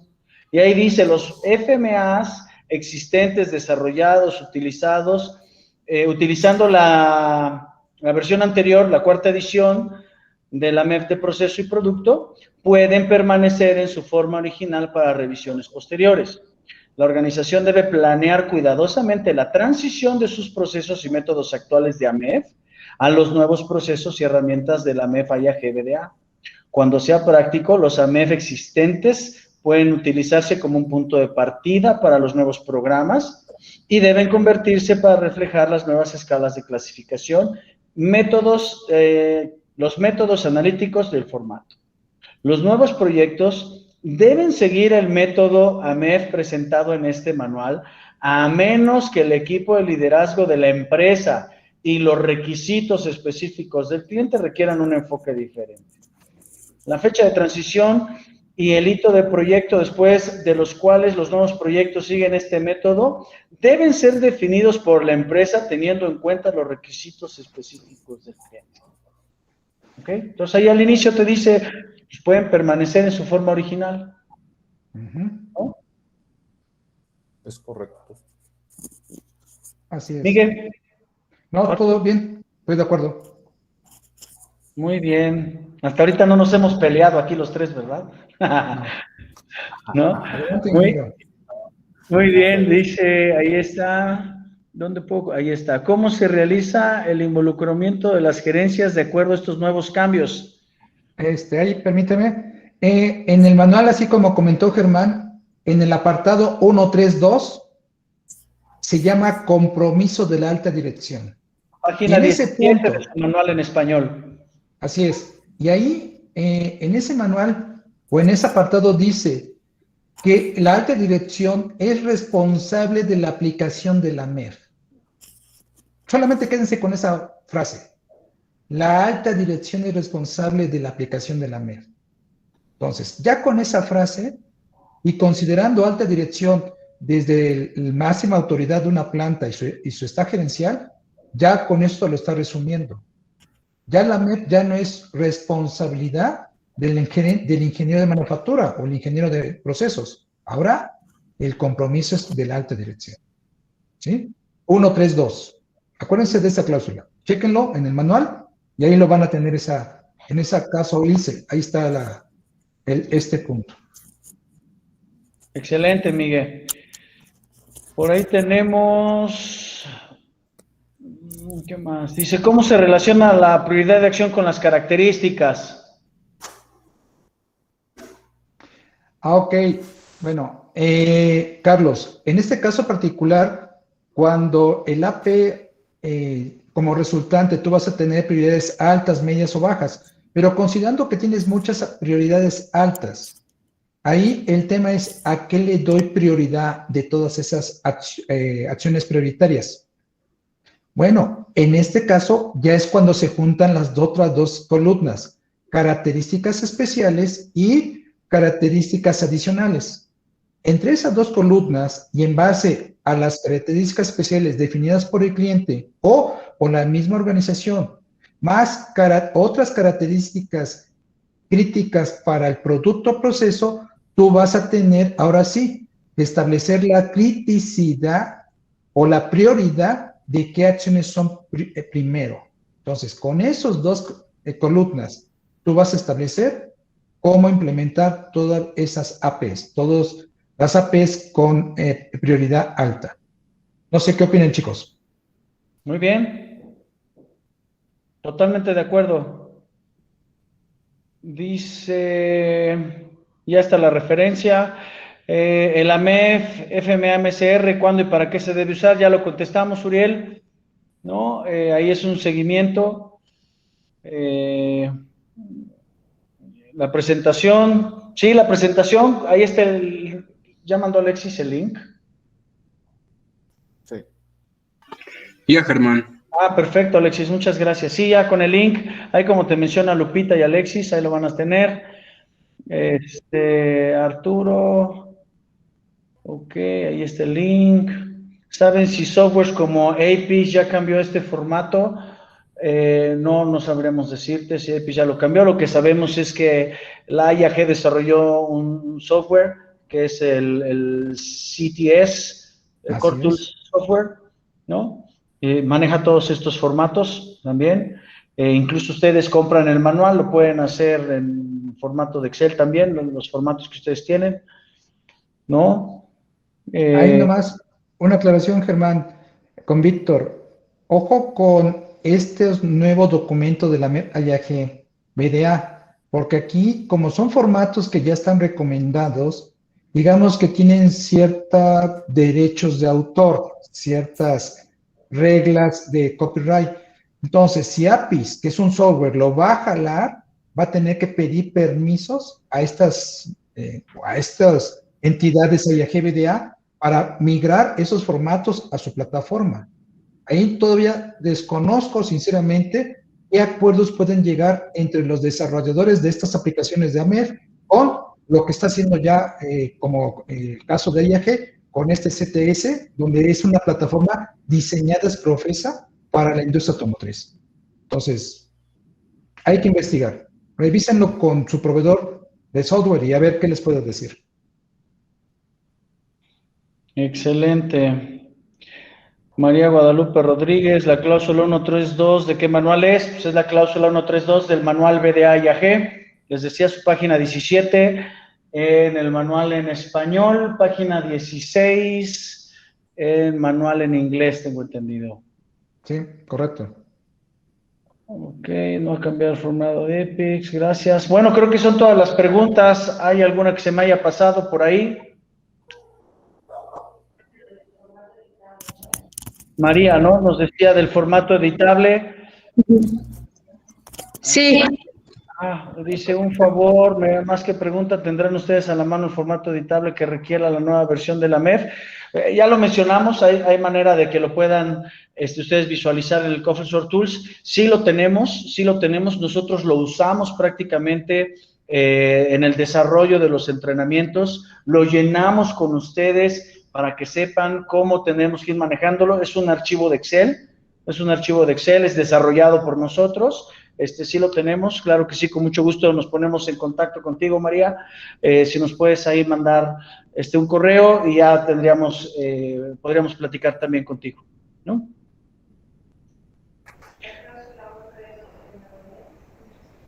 ¿Perdón? Se respondió la pregunta de María Guadalupe Rodríguez Otelo de la cláusula 1.32 de qué manuales. Sí, Paola, sí, mencionamos de qué manual está saliendo. Germán comentó que sale del manual del AMEF IAG BDA, tanto en su edición en inglés como en su edición en español. Solo investiguen la cláusula 132. Es correcto, les decía que era la página 17. Ahí está Paola, ya salió. También está en la oficina. Muy bien. Muy bien. Pues ya estamos prácticamente todos.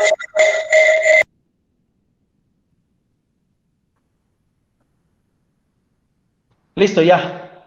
Ya, perdón. Muy bien. Pues prácticamente ya estamos terminando este entrenamiento. No sé si haya más preguntas. Si necesitan, si tienen más preguntas. Bueno, aquí Creo que ya. nomás quedó la de Alba, en donde menciona Germán acerca de la MED-BDA para bajarlo con la gerencia. Ya no puso otro, ¿qué más? Pero Albas, Irene, si tienes alguna duda, si quieres escríbenos y con mucho gusto posiblemente te podemos dar respuesta. Sí, o si alguien incluso quiere preguntar algo, porfa, pues igual prendan el micrófono para que podamos responder de manera más rápida. Sí, yo nada más, mi pregunta en sí era si es posible que nos puedan compartir el link en donde, si se va, pueden compartir el link o se va a subir la grabación, porque creo que están grabando, Sí. porque se me hace una muy buena práctica posiblemente para mí y tomando un comentario que hizo uno de los compañeros en este webinar, que cómo bajarlo a las gerencias.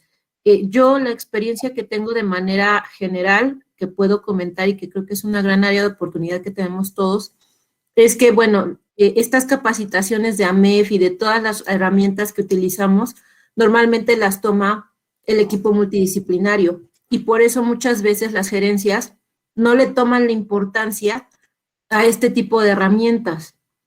El tema de que compartan el link, si es posible, de esta grabación, de este webinar, es porque se me hace muy buena idea que esta pequeña capacitación o pequeña retroalimentación que están dando ustedes a través de este medio, lo pueda yo bajar de manera directa, porque a lo mejor yo puedo programarme una capacitación breve o una plática breve con las gerencias, pero seamos realistas, muchas veces las personas no entienden hasta que alguien externo habla con ellos y les dice de la importancia de estas herramientas. Claro, mira, Alba, ¿verdad? Ya te puse en el chat el link de la página de nosotros, en donde puedes encontrar diferentes webinars, ¿ok? Estos webinars, tenemos ahorita mitos y realidades de las EQIs, paradigmas del nuevo AMEF, IAG-BDA. Hablamos del Pandemic Recovery cuando estuvimos todo en el tema previo al arranque después del paro que tuvimos el año pasado. Tenemos un webinar de auditorías remotas. También ya subimos el de auditoría de producto BDA 6.5, elementos clave de la auditoría de BDA 6.3 y desde luego que vamos a subir el AMEF que dimos la semana pasada. No, de la CQI 9 y CQI 15. El webinar, dije AMEF, el webinar que dimos la semana pasada de la actualización del CQI 9 y el CQI 15 y también vamos a subir este webinar. Sí, lo que les recomendamos es que estén pendientes de cuando reciban correos de QExperts, porque ahí les enviamos comunicación que es importante, como por ejemplo cuando ya subamos el webinar, el de CQI 9 y CQI 15, les vamos a mandar la información y ustedes lo van a poder consultar 24/7 y lo podrán mostrar a la gente que ustedes necesiten sin ningún problema. Okay, muchas gracias. Entonces, pues, espero que te podamos apoyar con esto, Alba. Bueno, Alba y a todos ustedes. Aquí estoy viendo, contestando la pregunta de Manuel García. ¿No? Dice, Lourdes Nieto, ¿dónde consigo el manual? Lo puedes comprar en la página de la IAG, de la IAG.org. Ahí puedes comprar el manual. Y Manuel García dice, ¿en qué sección del manual? En inglés nos habla del formato E, y el formato E nos habla en la página 171. ¿La tiene 171? El 171, pero es del de diseño. A ver.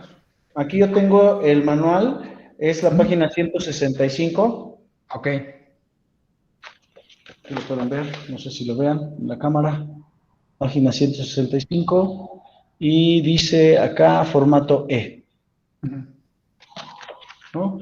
En lo que toda esta página viene nos habla a partir de la página 158, en donde nos habla del anexo de los formatos, ¿no? La página 158 nos habla de los 7 formatos y nos los empieza a desglosar un poquitito, ¿eh? Muy bien, ¿alguna otra pregunta? ¿Nada? No. Bueno, muchas gracias. Perdón, yo sí quisiera comentar algo rápido. Primero, sí, muchas gracias por todas las aportaciones que han hecho. Saben que me encanta mucho estar aquí con ustedes y de vez en cuando ahí estar de metiche. Pero miren, está perfecto. Pero la verdad es que una de las cuestiones que a mí admiro de ustedes y que creo que es una parte que me preocupa de todos, es que mucho de lo que no entendemos en esto es que es una herramienta que nos tiene que ayudar a mejorar. O sea, tenemos que encontrarle el valor de aplicarlo. Inclusive cuando nosotros estemos convencidos de que es una herramienta para mejorar y no solo un requisito por cumplir, inclusive eso nos va a ayudar a venderlo a las altas gerencias, ¿no? Entonces, siempre las preguntas que veo es, ¿y cómo lo cumplo? ¿Y cómo lo, más que realmente entender, que realmente lo tome, ¿no?